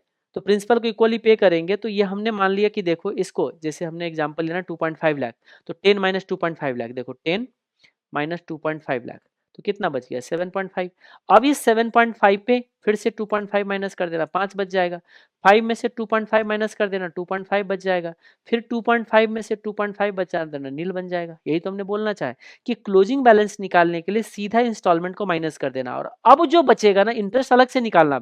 जब इंटरेस्ट निकालोगे ना तो ये वाले ओपनिंग बैलेंस पे, क्योंकि आपने 10 लाख पूरा साल यूज किया है और तब 2.5 लाख जाके 2.5 लाख आपने साल के एंड में पे किया है, तो 7.5 लाख की जो क्लोजिंग बैलेंस सेकेंड ईयर से बचा है, तो इस 7.5 लाख पे सेकेंड ईयर का इंटरेस्ट निकालना आप। ये रहा इंटरेस्ट, ये देख रहे हो, ओपनिंग बैलेंस जितना यहाँ के जितना बैलेंस है ना उस पे बोरोइंग रेट से आपका ये इंटरेस्ट निकल जाएगा, और फिर इस पे टैक्स रेट से मल्टीप्लाई कर दीजिए तो टैक्स का सेविंग निकल जाएगा। होप यहाँ तक आप लोग का क्लियर है। तो हो क्या रहा है, प्रिंसिपल आप अगर इक्वल पे करोगे तो कैलकुलेशन अलग आएगी, बिगिनिंग ऑफ द पीरियड का कैलकुलेशन अलग आएगा, एंड ऑफ द पीरियड की कैलकुलेशन जो है वो अलग आएगा। तो इन सारे चीजों को आपको क्या करना है, ध्यान रखते रहना है। Okay, note. अब आती है सवाल, ये जितने भी कैलकुलेशंस आपने किया है ना, ये जितने भी कैलकुलेशंस किया है, ये सारे कैलकुलेशंस को स्किप किया जा सकता है अगर आपका discount rate borrowing rate net of tax है तो। मतलब आपको पता है कि इन सारे कैलकुलेशंस के बाद क्या करोगे, क्या करोगे सोचो। प्रेजेंट वैल्यू तो निकालेंगे, कि हम बोलेंगे कि हमने कितने पैसे इसमें लगाया है, क्योंकि देखो स्टार्टिंग में तो कैश फ्लो आपका जीरो हो चुका है, स्टार्टिंग में आपका कैश फ्लो तो हो चुका है जीरो। ठीक है, तो अब मुझे, मैं थोड़ा सा डिटेल में ही बता दे रहा हूँ, वैसे रिवीजन इस तरीके से नहीं होता है। मैं थोड़ा डिटेल में ही बता देता हूँ क्योंकि बहुत सारे लोगों को कुछ मिस हो गया होता है, छूट गया होता है, तो चलो कोई नहीं, आप पूरा डिटेल में ही पढ़ लीजिए। आधा घंटा एक्स्ट्रा लगा देंगे पूरा डिटेल हो जाएगा, आधा घंटा कम कर लेंगे तो थोड़ा फिर रिवीजन हो जाएंगे, और उतना ज़्यादा कुछ ज़्यादा का गैप नहीं आएगा क्वेश्चन में, ठीक, मतलब टाइमिंग में। तो हमने बोला कि जीरो पीरियड में तो हमारा कैश फ्लो हुआ ही नहीं, तो कैश फ्लो कब होना था, जब हम इंस्टॉलमेंट पे कर रहे थे। तो उन सारे इंस्टॉलमेंट का प्रेजेंट वैल्यू लाना था जितना हमने पे किया था, लेकिन इंस्टॉलमेंट जो पे किए थे उसमें इंटरेस्ट भी था, तो जो इंटरेस्ट वाले पोर्शन होगा वो तो प्रॉफिट एंड लॉस में डेबिट हुआ होगा, तो उसका टैक्स सेविंग भी होगा। तो जो इंस्टॉलमेंट का पीवी होगा वो, और जो इंटरेस्ट का टैक्स सेविंग का जो पीवी होगा वो हमारा नेट आउटफ्लो कहलाएगा इतने के केस में, without considering depreciation, without considering salvage, without considering any other cost, जैसे मेंटेनेंस कॉस्ट हो गई या फिर और भी ऑपरेटिंग कॉस्ट वगैरह, उन सब को इग्नोर करके, जो कि हमने अभी नहीं कंसीडर किया है। तो क्या मैं ये बोलूं सीधा, हम ये बोल सकते हैं, देखिए ये जितने भी कैलकुलेशंस किया है ना इन सब को हम लोग स्किप कर सकते हैं। We can save above calculation of instalment in all three cases and tax saving on interest if discount rate is borrowing rate net of tax. याद आ रहा है कुछ, discount rate should be borrowing rate net of tax, दूसरे discount rate के case में आप नहीं कर सकते। For lodging and verification refer following page, आने वाले पेज को आप देखिए। अब मैं जितना भी डिस्कशन करा रहा हूं वो सारे इसी बातों का डिस्कशन है। देखिए, instalment is outflow to company and tax saving on interest is inflow to company. इतना तो क्लियर है ना, क्योंकि इंटरेस्ट का टैक्स सेविंग ऑलरेडी हमने कैलकुलेशन कर लिया टेबल के अंदर, और इंस्टॉलमेंट तो ऑलरेडी हम निकाल चुके थे। तो इंस्टॉलमेंट का पीवी और इंटरेस्ट का टैक्स सेविंग का पीवी जो होता है ना, वो हमारा आउटफ्लो बनेगा बैंक फाइनेंसिंग के अंदर। अगर अभी हम डेप्रिसिएशन को इग्नोर करें और साल्वेज को इग्नोर करें तो बस यही आपका आउटफ्लो बनता है। हाँ, ऑपरेटिंग कॉस्ट वगैरह और मेंटेनेंस कॉस्ट को भी अभी हमने कंसीडर नहीं किया है। तो मतलब जो मशीन के जो खास करके लोन के रिपेमेंट के रिगार्डिंग जो प्रेजेंट वैल्यू था ना, वो यही बनता है। देखिए क्या होता है। अच्छा, वो आगे हम लोग डिस्कशन करेंगे। ये जो शॉर्टकट वाले पोर्शन था ना, उसको हम आगे डिस्कशन करेंगे। बस हमने सिंपली ये बोल दिया है कि इंस्टॉलमेंट हमारा आउटफ्लो होगा और इंटरेस्ट का टैक्स सेविंग हमारे लिए इनफ्लो बन जाएगा। Okay, tax saving on depreciation is inflow at the end of each year. याद है ना हमने क्या बोला था, क्या क्या करना है, आज क्या करेंगे, ड्यूरिंग द पीरियड क्या करेंगे। तो ड्यूरिंग द पीरियड आप एक इंस्टॉलमेंट पे करोगे और इंटरेस्ट का टैक्स सेविंग क्या कहते हैं, रिसीव करोगे, जो क्लेम करोगे। तो दो चीज तो आपका हो गया ना, दो चीज तो आपका हो गया। अब तीसरा पार्ट आता है, ड्यूरिंग द पीरियड ही तो हम लोग मशीन को डेप्रिसिएट भी करेंगे और उस पर टैक्स सेविंग क्लेम भी तो करेंगे। हाँ, तो वही हम लोग कह रहे हैं यहाँ पे कि डेप्रिसिएशन जो होता है वो हम प्रॉफिट एंड लॉस अकाउंट में डेबिट होगा, और उस पे जो होगा टैक्स सेविंग हमारे लिए रेलिवेंट होगा। तो टैक्स सेविंग और डेप्रिसिएशन कैसे निकालेंगे, depreciation amount multiply by tax rate, depreciation amount multiply by tax rate, very simple. Okay, where depreciation may be calculated using WDV method और SLM method। ध्यान सुनिएगा, डेप्रिसिएशन हम लोग दोनों मेथड में से कोई भी मेथड से कैलकुलेट कर सकते हैं। अगर स्ट्रेट लाइन मेथड से यूज करेंगे तो फिर ठीक है, देख लेंगे, या डब्ल्यूडीवी से निकालना है तो फिर वो भी देख लेंगे। अब ऐसा तो है नहीं कि डब्ल्यूडीवी पे डिप्रेशन नहीं निकालने आता है। अब वो मैं यहाँ पे बैठ के सिखाते रहूँ आपको कि बेटे 1 ईयर ले लेना, फिर 2 ईयर ले लेना, फिर 3 ईयर ले लेना, फिर 4 ईयर ले लेना। ओपनिंग बैलेंस में से हम लोग डिप्रेशन को माइनस कर देंगे जितना बचेगा, फिर जो हमारा जितना क्या कहते हैं उसके जितना कब क्लोजिंग डब्ल्यूडीवी बचा, फिर उसके वजह से फिर मैंने डिप्रेशन माइनस कर, इस तरीके से कैलकुलेशन तो करने आता ही ना आपको। हाँ, तो हो गया, जितना डेप्रिसिएशन आएगा उस पे टैक्स रेट से मल्टीप्लाई करेंगे, वही हमारा टैक्स का सेविंग हो जाएगा। अगर हर साल का अलग अलग डेप्रिसिएशन है तो अलग अलग टैक्स रेट आएगा, सॉरी टैक्स सेविंग आएगा। इसका मतलब अगर डब्ल्यूडीवी मेथड से अगर क्वेश्चन आ जाए तो ये लेंदी बन जाएगा, क्योंकि हर साल का डेप्रिसिएशन अलग होगा और हर साल का टैक्स सेविंग भी अलग होगा। और अगर एसएलएम होगा तब तो मजे है, क्योंकि हर साल का डेप्रिसिएशन भी सेम होगा और हर साल का हमारा टैक्स सेविंग भी सेम होगा। अब आता है लाइफ के end, sale value net of capital gain tax is inflow at the end of life. क्योंकि अब मशीन का मालिक थे, जब हम बिजनेस को बंद करेंगे मशीन को बेचेंगे, अगर मशीन को बेचेंगे तो वहां से कुछ रियलाइज करेंगे, that realizable value salvage value, simple. तो वो सैल्वेज वैल्यू जो होगा फिर उस पर आपका कैपिटल गेन भी आता है। अब वो कैपिटल गेन पे हमें टैक्स देना भी पड़ सकता है, या कैपिटल लॉस होगा तो हमें टैक्स का बेनिफिट भी मिलेगा। तो अब हमें वो भी कंसीडर करना है, और ये कैपिटल गेन वाले पोर्शन ऑलरेडी हमने कितने बार बता रखा है, तो मुझे नहीं लगता यहाँ ज्यादा कुछ बहस करने की जरूरत है। कैसे, मान लीजिए 1000 रुपये में बेचा, अब आपके जो बुक्स में उसका जो डब्ल्यू है वो आपका सिर्फ 600 रुपीज है। तो हमने 1000 में बेचा, डब्ल्यू कहता है 600, इसका मतलब 400 का कैपिटल गेन हुआ। लेकिन कैपिटल गेन निकालने के लिए हमने हमेशा एक और भी चीज बोला है कि जब भी कैपिटल गेन निकालना होता है तो ये हम अजम्पशन लेते हैं कि हमारे ब्लॉक ऑफ एसेट्स में ओनली वन एसेट्स है। अगर मोर देन वन एसेट्स होगा ब्लॉक ऑफ एसेट्स में, तो फिर उस केस में हम लोग ये अज्यूम करके चलते कि डेप्रिसिएशन हमारा मिलता रहेगा, तो हम कैपिटल गेन कैलकुलेशन उस केस में फिर नहीं करते। ओके, तो sale value minus tax on short term capital gain, या sale value plus tax saving on short term capital loss, इस तरीके से हमारा जो है कैलकुलेशन हो जाता है। अब एलटीसीजी और एसटीसीजी तो कैलकुलेशन करने आता ही है। अरे भाई सेल वैल्यू कितना बने, ये क्या है for, okay okay okay okay, इसमें भी दो मेथड होता है। मुझे लगता है फुर्सत से ही नोट्स बनाया हुआ है। ये शॉर्ट टर्म कैपिटल गेन और शॉर्ट टर्म कैपिटल लॉस निकालने का ना, यहाँ पे दो मेथड दिखता है, कभी इंस्टीट्यूट इस मेथड से चलते हैं, कभी मेथड इंस्टीट्यूट उस मेथड से चलता है। तो इस चीज़ों को भी मुझे समझाने पड़ेंगे, ठीक है। डिटेल ही करा दे रहा हूँ, है ना, सिंपल से ऐसे समझ जाओ, डिटेल में ही आप समझ जाइए। थोड़ा सा टाइम एक्स्ट्रा लगेंगे, कोई दिक्कत नहीं है। आइए वापस, यहाँ पे क्या आता है सुनिएगा, ये थोड़ा सा टेक्निकल पॉइंट है, याद रखिएगा, बहुत कन्फ्यूजन होता है बच्चों को। मैं यहाँ पे क्या करता हूँ, मैंने 1000 रुपीज़ में मशीन खरीदा, है ना, और यहाँ पे क्या होता है, मान लो 40% का डिप्रेशन चला गया, तो ये बच गया हमारा कितना, मुझे थोड़ा ध्यान से सुनते रहिएगा। 400 का डिप्रेशन आ गए, तो हमारा 600 जो होता है डब्ल्यू बच जाता है। ओके, अब इस 600 में से फिर से 40% हमने माइनस कर दिया, 240 का हमारा माइनस हो जाएगा। तो अब इस केस में कितना बचेगा, देखिए ये बन गया हमारा 360 का। अब ये जो 360 है ना, ये हमारे बुक्स में बचा होगा, ध्यान से सुनते रहिएगा। बिगिनिंग ऑफ द पीरियड में हमारे बुक्स में 360 बचा होगा। अब बोलोगे हाँ, और हमने क्या करा, साल के एंड आया और हमने इस प्रोजेक्ट को डिस्पोज ऑफ कर दिए। साल के एंड आया, हमने उसको डिस्पोज ऑफ कर दिए। हमने पूरे साल यूज किया है, याद रखिएगा, पूरे साल हमने यूज किया है। चलना अब इनकम टैक्स एक्ट के अंदर। इनकम टैक्स एक्ट के अंदर अब आप क्या कर रहे होगे, वहां पे मान लीजिए 31 मार्च को आपने मशीन को बेच दिया। जैसे मशीन को बेच दिया तो 31 मार्च को वहां पे आपको कैपिटल गेन अराइज हो जाएगा, अगर ये सिंगल एसेट था ब्लॉक ऑफ एसेट्स में तो अब वहां पे क्या होगा, ध्यान से सुनिएगा। अब जब आपका कैपिटल गेन जब वहां पे अराइज हो जाएगा तो फिर डेप्रिसिएशन तो नहीं ले पाओगे। सोच के देखिए, अगर लाइफ था 3 ईयर का और 3rd ईयर में अगर आपने इसको बेच दिया तो इनकम टैक्स तो कहता है आप कैपिटल गेन क्लेम करो, आप डिप्रेशन थोड़ा ना क्लेम करोगे। तो हाँ, ये तो सही बात है। यही चीज करता है इंस्टीट्यूट।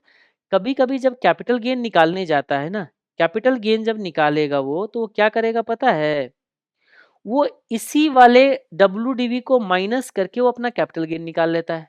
और कभी इंस्टीट्यूट क्या करेगा, फ्लो में पूरे के पूरे 3 ईयर का डिप्रेशन चार्ज कर लेगा। वो 3 ईयर का लाइफ है तो 360 मल्टीप्लाई बाय 40%, ये बन गया आपका 144। तो उस केस में आपका ये 144 माइनस कर दिया तो ये बन जाएगा हमारा 216। ये डब्ल्यू बचेगा, है ना। तो अब जो कैपिटल गेन निकाल रहे हैं हम लोग, तो क्या कैपिटल गेन निकाले तो सेल वैल्यू माइनस करे 360। कायदे से तो कैपिटल इनकम टैक्स में तो यही होता है। या मैं ये यूज करूं, सेल वैल्यू माइनस 216। मैं क्या करूं, अब सोच के बताइए। इनकम टैक्स तो ये कहता है, इस मेथड को फॉलो करवाता है, क्योंकि इनकम टैक्स यहाँ पे डिप्रेस एक ही साल में लास्ट में डिप्रेशन भी और कैपिटल गेन भी दोनों नहीं देगा। क्योंकि जब आप बेच दोगे तो उस दिन पे डब्ल्यू चेक करेंगे और जितना भी बेचा वो आपका कैपिटल गेन अराइज हो जाएगा, तो बस बात खत्म हो गई। तो अब देखिए, थोड़ा ध्यान से सुनते जाइएगा। इस केस में से थोड़ा देर के लिए हम लोग इसको ना 500 में सेल करते। चलो एक एग्जांपल ही ले लेता हूँ, थोड़ा जल्दी से समझ आ जाएगा। 500 में आपने इस मशीन को बेचा और आपने बोला कि देखो ये हमारा डब्ल्यू बुक्स में बचा होगा, तो हमें तो कैपिटल गेन कितना लेना चाहिए बताइए। कैपिटल गेन लेना चाहिए 140 का, capital gain short term STCG. और उधर क्या बोलते हैं, ये लेना चाहिए आपको 284 का। अब आपको पता है यहाँ पे आंसर डिफर करेगा। आंसर कैसे डिफर करेगा, सोचिए अब थोड़ा ध्यान से। आंसर इसलिए डिफर करेगा कि यहाँ पे आपने कैपिटल गेन लिया 140 का और यहाँ पे कैपिटल गेन लिया आपने 284 का। तो क्या आपको लगता है कि आपके आंसर डिफर होंगे? हाँ होंगे। लेकिन एक चीज सोचिएगा थोड़ा ध्यान से, जब आप ये वाले केस के साथ जा रहे हो तो इसमें आपने डेप्रिसिएशन का टैक्स सेविंग नहीं लिया होगा 3rd ईयर में, इन 3rd ईयर। लेकिन इस केस के अंदर 3rd ईयर में आपने डेप्रिसिएशन का टैक्स सेविंग लिया होगा, ये भी तो आपने अलग से क्लेम कर लिया होगा ना। आप बोलोगे हाँ कर लिया होगा। तो 144 मल्टीप्लाई बाई 30%। अभी मैं फिलहाल के लिए दोनों का टैक्स रेट सेम रख रहा हूँ। तो मल्टीप्लाई बाय 30% अगर हम लोग रख दे तो यहाँ पे क्या दिखेगा आपको, डेप्रिसिएशन का टैक्स सेविंग 43.2 आपका आ जाएगा। 43.20, मैंने 30% ऑफ टैक्स 144 ले लिया, 144 मल्टीप्लाई बाय 30%, हमने 43.2 दे दिया। ठीक है, अब इस पे टैक्स भी दिया होगा आपने, क्योंकि ये कैपिटल गेन है। तो आप मुझे बताइए इस पे टैक्स हमने कितना दिया, 284 पे। हमने 284 पे 30% का टैक्स दे दिए, हमने 85.2 का टैक्स दे दिया। अच्छा, इस पे कितना टैक्स दिया बताइएगा, हमने 140 का 30% टैक्स दे दिए, ये हमने 42 का टैक्स दिया। तो आप मुझे बताइए आपका यहाँ पे इनफ्लो कितना हुआ, सोच के बताइए थोड़ा ध्यान से।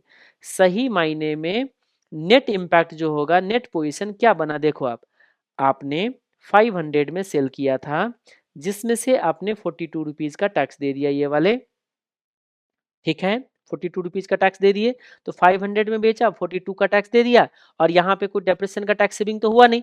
तो 3rd ईयर में आपने सही मायने में कितना कैश फ्लोज क्लेम किया, कैश फ्लोज कितना आपने दिखाया, 500 माइनस 42, ये आपने 548 आपने 3rd ईयर में इनफ्लो आपने बुक किया इस मेथड के अंदर, यही हुआ ना। ओके, इस मेथड में चल के देखते क्या होता है। देखो, आपने 500 में बेचा, हाँ, आपने 85 रुपीज का टैक्स दिया, 85.20 का टैक्स दिया, आप बोलोगे हाँ, तो आप मुझे बताइए थर्ड ईयर के एंड का तो आपका इनफ्लो बदल गए। अरे रुको ना, अभी थर्ड ईयर में एडिशनल आपने ये भी तो कंसीडर कर लिया था ना, डिप्रेशन का टैक्स सेविंग, ये जो आपने डेबिट किया था, तो इसकी वजह से सॉरी हाँ, ये जो आपने डेबिट किया था इसकी वजह से आपको कुछ टैक्स सेविंग भी तो मिली थी ना। वो टैक्स सेविंग कितना था बताइएगा? 43.20 का। तो आपने 43.20 का सेविंग क्लेम किया हो, याद रखिएगा। तो उस केस में आप मुझे बताइए आपका नेट इम्पैक्ट क्या बचा? 500 माइनस 85.2 प्लस 43.2। इस केस में देखोगे तो ये बनता है आपका 458 का। ये क्या हो गया भाई? 500 माइनस 42, 458 है, हमने कुछ गलती से उल्टा लिख दिया था। ये हमारा आ जाता है 458 का। बात समझ में आ गई आपको? ओके। तो क्या मैं इसको सिंपली ये बोलूं कि इधर भी 458 का इम्पैक्ट आया, इधर भी 458 का इम्पैक्ट आया, तो क्या कोई फर्क पड़ेगा हमारे जो नेट कैलकुलेशंस होगी उस पे? नहीं पड़ेगी। यही रीजन है कि इंस्टीट्यूट ये वाले WDB लेके कैपिटल गेन निकाले या 360 के WDB लेके कैपिटल गेन निकाले, हमारे आंसर पे कोई फर्क नहीं पड़ता है। और अब याद रखिएगा, अब आप जाते हो ना कि हम आंसर मैच कराएंगे, इंस्टीट्यूट का प्रोसेस को मैच कराएंगे, है किसी में दम ना? तो आप मुझे प्रोसेस को मैच करा के देखना, क्वेश्चन रट्टा लगा के जाने पड़ेंगे। और वो भी क्वेश्चन कैसे रट्टा लगा सकते हो? मान लीजिए क्वेश्चन में अब ऐसा तो है नहीं कि कंपनी का नाम भी याद करके जाओगे। अब एग्जाम में क्वेश्चन आता है और क्वेश्चन में इंफॉर्मेशन बदल देता है। अब कोई जरूरी थोड़ा ना कि वही पुराने क्वेश्चन कॉपी पेस्ट किया गया, पुराने ही सॉल्यूशन आपको कॉपी पेस्ट करेगा। तो यहाँ पे जो है ना, हमेशा एक चीज याद रखिए, कैपिटल बजटिंग और लीजिंग डिसीजन चैप्टर एक ऐसा चैप्टर है जिसमें आप बोलोगे कि इंस्टीट्यूट के स्टेप बाय स्टेप हम वैसे ही, जैसे इंस्टीट्यूट प्रोसेस फॉलो करते हैं वैसे ही प्रोसेस फॉलो करोगे, तो ना कभी आप सीएम में बन सकते हो और ना कभी आपको मार्क्स मिल सकता है। इतना लो कॉन्फिडेंस से कभी भी आप कुछ नहीं कर सकते हो। और हमेशा मैंने देखा है जितने भी बच्चे ने अच्छा मार्क्स लेके आए, अभी इवन 2022 की जो आपका जो जून 2022 के अटेम्प्ट में एसएफएम के जो ऑल इंडिया हाईएस्ट मार्क्स लेके आए शुभम वर्मा, वो हमारे ही स्टूडेंट है। तो आप मुझे बताइए कैसे मार्क्स लेके आ गए? अब कुछ लोग बोलेंगे हाँ सर सबके, देखो मेरे वो आदत नहीं होती है कि बस किसी के भी स्टूडेंट को अपना स्टूडेंट बना दो। और ऐसा आप लोग देखोगे टेलीग्राम पे मैंने डाला भी था उनके जो स्क्रीनशॉट, उसने जो मुझे मैसेज कराया था कि उनको एक अवार्ड मिलने जा रहा था, जो इंस्टीट्यूट ने उनको मेल किया हुआ था अवार्ड के लिए, तब मुझे वो स्क्रीनशॉट, सॉरी मैसेज किया था, वो मैंने आपको टेलीग्राम पे शायद शेयर भी किया था। मुझे याद भी नहीं मैंने किया था, किया होगा। ठीक है, ये वाले है, ये मेरे पास इसका वो भी बच है, मैंने एक डिज़ाइन भी बनाया था उसको इमेज लेके। तो आप यहाँ से देख सकते हो कौन सी अवार्ड मिला था, आप देख लीजिए। Awarded by Nanak Chand Ahuja memorial prize. आप लोग भी मिलेगा, आप लोग को भी मिलेगा। ठीक है, आप बस मेहनत करते जाइए। All India highest marks in CMA June 2022 auto में, बस ये तो ताज़ा है, बताओ। तो आप लोग को भी मिलेगा, ऐसा नहीं कि नहीं मिलेगा। आप बहुत सारे को लगता है कि मार्क्स नहीं देंगे, अरे इतना लो कॉन्फिडेंस के साथ मत पढ़ा करो। कुछ होते हैं टीचर जो होते हैं ना, जिसको कॉन्सेप्ट नहीं पढ़ाने आते तो क्या बोलेगा, अरे आईसीआई गलत कर रहा है तो हम क्या करें, ऐसे ही चलता है। चलो वापस आते हैं, कैलकुलेशन पे आ जाइए आप। तो हाँ, एक चीज़ मैं यहाँ पे कंफर्म कर दूँ कि आप लोग को एग्जाम में क्या करना है वो मैं बताऊँ। तो मैक्सिमम केस में इंस्टीट्यूट जो होता है वो ये वाले WDB को यूज़ करते हैं, यानी कि थर्ड ईयर में आपको डेप्रिसिएशन भी लेगा और थर्ड ईयर एंड के जो WDB होगा उस पर आपको कैपिटल गेन निकालेगा। तो आप इसी मेथड को फॉलो करोगे। लेकिन कभी कभी सॉल्यूशन में अगर ये वाले दिख भी जाए तो कोई फर्क नहीं पड़ेगा, लेकिन हाँ, कैपिटल गेन का टैक्स रेट और जो नॉर्मल टैक्स रेट है वो आपका सेम होना चाहिए। अगर किसी क्वेश्चन में कैपिटल गेन का टैक्स रेट बदल दे तो उस केस में क्या करेंगे? उस केस में तो वही करना पड़ेगा। फिर तो क्या करना चाहिए, कैपिटल गेन का टैक्स रेट अलग होगा, तो सही मायने में तो ये है ज़्यादा लॉजिकल, तो इस पे आपको यूज करना चाहिए। बट टेंशन मत लीजिए, अभी तक ऐसा कोई क्वेश्चन नहीं आया जिसमें कैपिटल गेन का टैक्स रेट जो है ना इंस्टीट्यूट आपको अलग करके दे। ठीक है, बढ़े आगे हम लोग। ज़्यादा टाइम लग गई क्या? पता नहीं कितना टाइम लग गया। ये हमने बोला है कि देखिए, for this we have following two alternatives, दो ऑल्टरनेटिव है। कॉस्ट है मान लीजिए इतना, डेप्रिसिएशन हमने 40% ले लिया, sale value at the end of the 2 years के एंड में 32,000 है। तो हमने क्या बोला कि देखिए इस तरीके से सेकेंड ईयर का कैलकुलेशन करके इतना आ गया। अल्टरनेटिव 1 क्या है, देखो वही जो चीज़ हमने बताया वही चीज़ कराया हुआ है। एक बार हमने 18,000 को लेके हमने कैपिटल गेन निकाला है और एक बार 30,000 को लेके हमने कैपिटल गेन निकाला है। लेकिन हमने यहाँ पे वेरीफाई कराया होगा कि देखिए एनालिसिस करके दिखाया है, चाहे ऑल्टरनेटिव 1 हो चाहे ऑल्टरनेटिव 2 हो, दोनों के केस में जो आपका आउटफ्लो जो आएगा ना एग्जैक्टली सेम आएगा, यही रहा ना 600, और उधर भी जो आएगा ना आपका 600, तो वही हमने वेरीफाई करा रखा है कि कोई फर्क नहीं पड़ता है।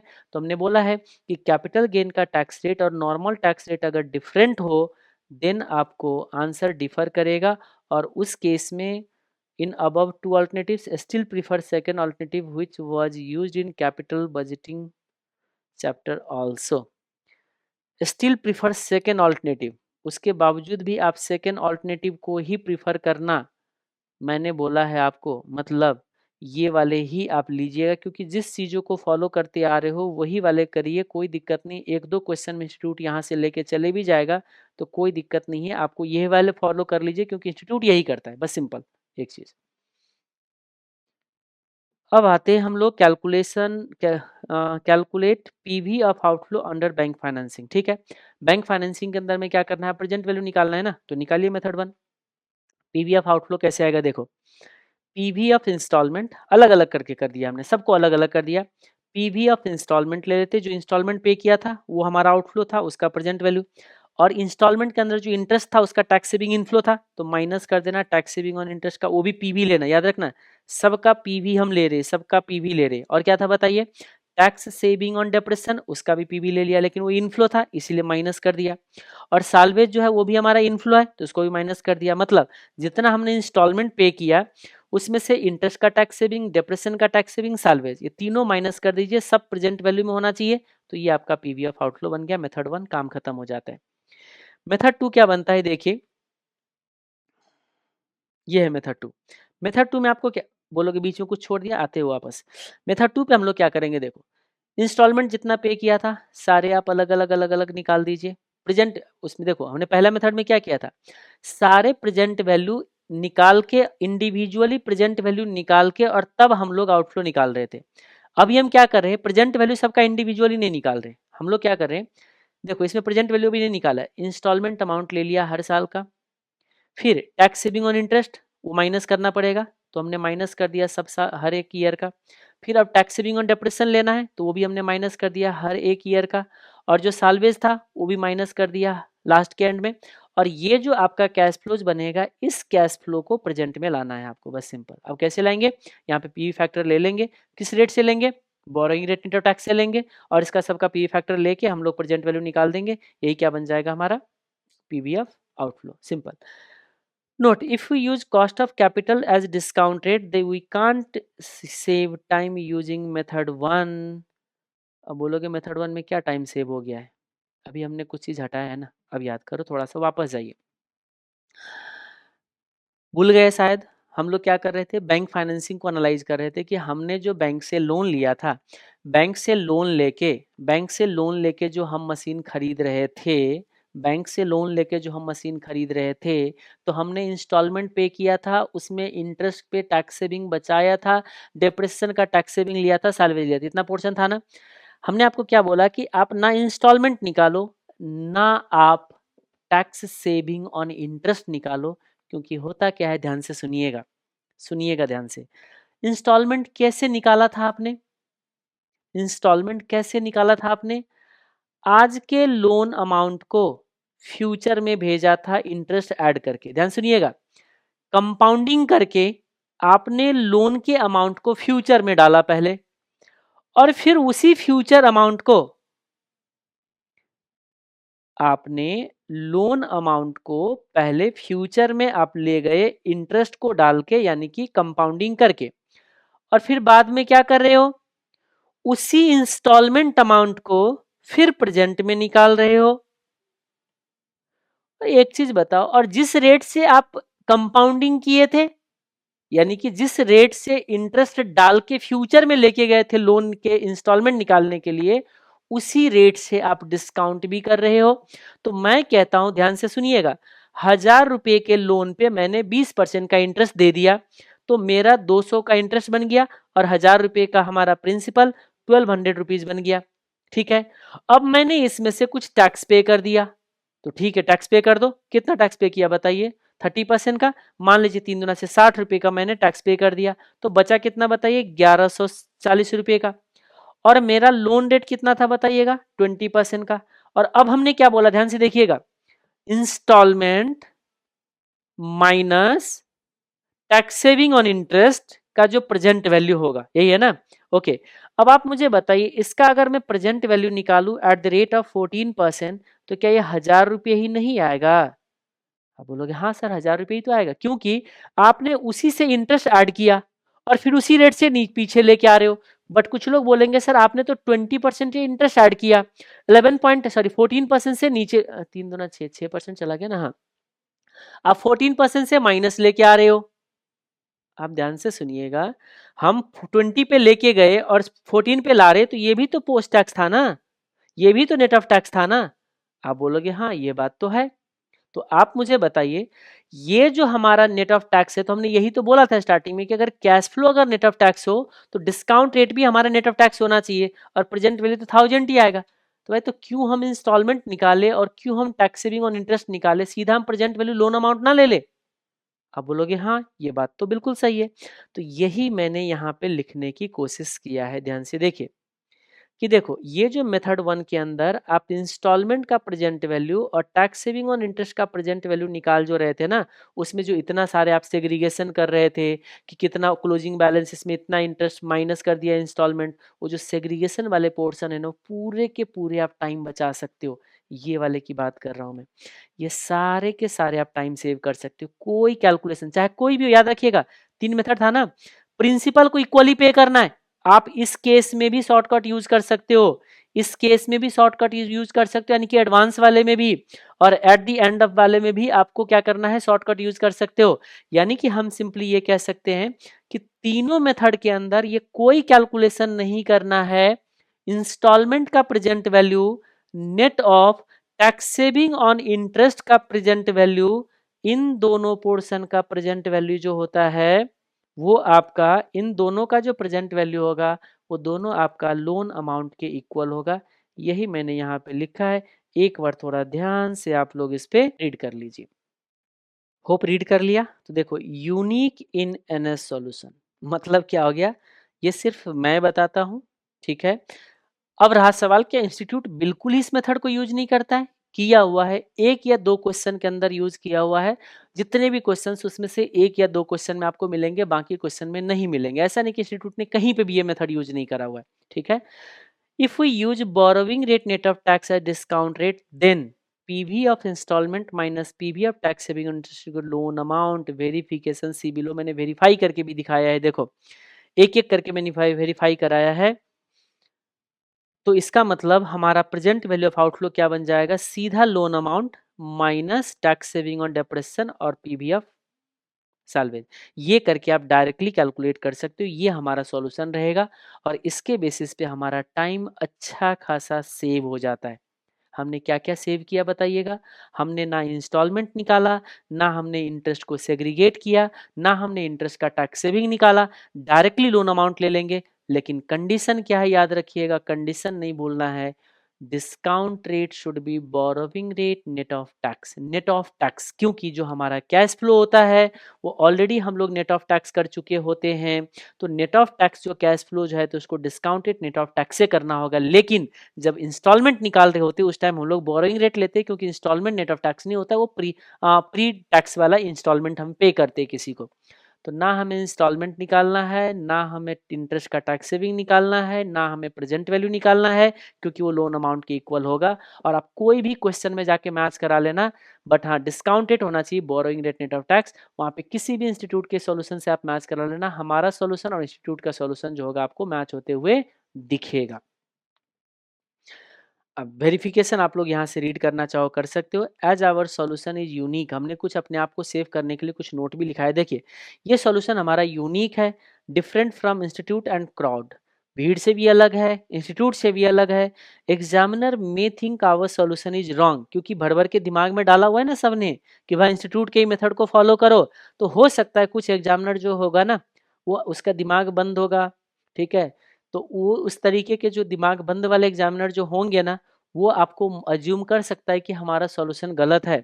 तो इसीलिए हम बार बार कहते हैं कि देखिए we skipped calculation of installment and PV of tax saving on interest, ये बड़े से कैलकुलेशन को जो हमने स्किप किया है, hence must write one note in examination, एक नोट जरूर लिख के आना अगर इस मेथड को आप फॉलो करते हो तो, ताकि वो एग्जामिनर का भी दिमाग जो बंद होगा ना वो खुल जाएगा, अरे हाँ हमें ऐसा नहीं कि पता नहीं है, हमने कुछ कैलकुलेशन स्किप नहीं किया है भाई, हमें पता है कि इंस्टॉलमेंट का और इंटरेस्ट के टैक्स सेविंग का प्रेजेंट वैल्यू लोन अमाउंट के इक्वल होता है, भाई उसी इंटरेस्ट को ऐड करूं फिर उसी इंटरेस्ट को हटाऊं तो क्यों ना हम सीधा लोन अमाउंट ले ले।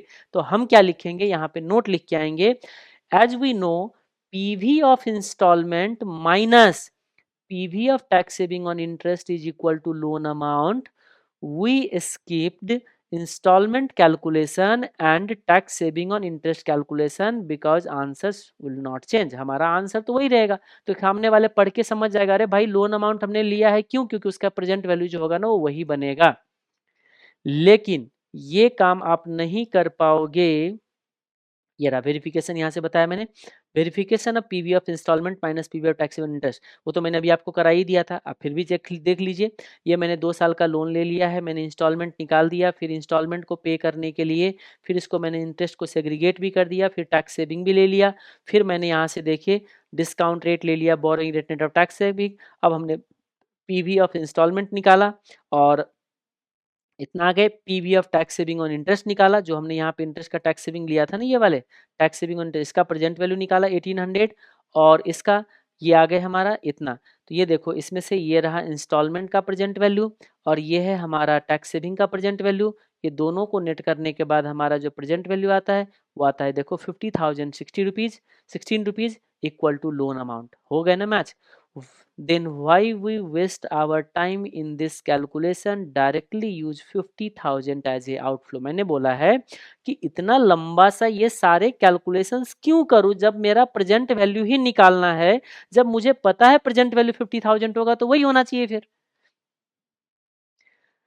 केस 2 वो वाले केस है ना जिसमें बिगिनिंग ऑफ द पीरियड होता है, बिगिनिंग ऑफ द ईयर में होगा तो क्या होगा, अच्छा डू योर सेल्फ, आप कैलकुलेशन करके चेक कर लीजिए। केस 3 हो ना प्रिंसिपल वाले केस में, उसमें भी आप कैलकुलेशन करके देख लो, आपका इक्वल उतना ही आएगा। अब आता है नेक्स्ट कॉन्सेप्ट हमारा इवैल्यूएशन फॉर लेसर।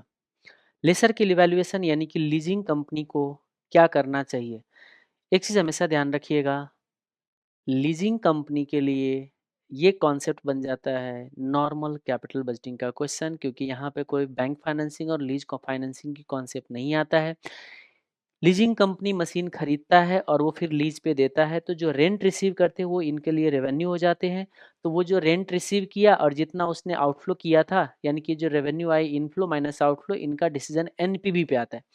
बाकी जो हमने अभी तक जितना भी क्वेश्चन जो देखा था उसमें मतलब क्या कहते हैं लेसी के लिए जो हमने इवेल्युएट किया था, वहाँ पे कोई एनपीवी पे डिसीजन नहीं ले रहे थे, क्योंकि दोनों अल्टरनेटिव के अंदर रेवेन्यू हमारा क्या होता था, सेम होता था।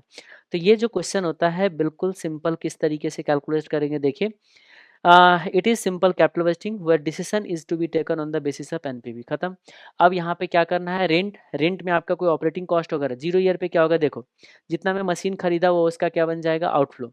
स्टार्टिंग में ऐसा भी कभी कभी हो सकता है कि कुछ आपका कोई भी खर्चा जैसे इंस्टॉलेशन खर्चा वगैरह बेयर करोगे तो वो सब आपका आउटफ्लो हो सकता है, तो वो लीजिंग कंपनी का आउटफ्लो बन जाएगा। एनुअल रेट जो होता है, एनुअल रेंट आपका इनफ्लो बन जाएगा, जो आप रेंट रिसीव करोगे उस पर आपको टैक्स भी पे करना पड़ेगा, ठीक है, टैक्स पे करना पड़ेगा। आप मालिक हो तो आपको डेप्रिसिएशन भी मिलेंगे और लास्ट में आपको सैलवेज भी मिलेगा, ठीक है, और कोई अदर खर्चे जो अगर है तो भी देख लेंगे। अब आपको जो इतना भी इनफ्लो बनता है, इनफ्लो जितना बना है नेट ऑफ टैक्स का, क्योंकि आपने जो रेंट रिसीव किया उस पर टैक्स देके जितना इनफ्लो बनेगा उसको आप डब्ल्यूएसीसी से डिस्काउंट करोगे। क्यों डब्ल्यूएसीसी से, याद रखिएगा यहाँ पे कोई borrowing rate net of tax use करने की जरूरत नहीं है। इसका रीजन मैं बता देता हूँ, क्योंकि आपने जो ये मशीन खरीदा होगा ना वो कैपिटल से फंड रेज करके, और जब कैपिटल से फंड रेज कर रहे होंगे तो आप सीधा डब्ल्यूएसीसी यूज करोगे। मैंने इसीलिए यहाँ पे क्या करा है आपको हाईलाइट कर दिया है, और माइनस करना पीवी ऑफ आउटफ्लो, एनपीवी हो गया।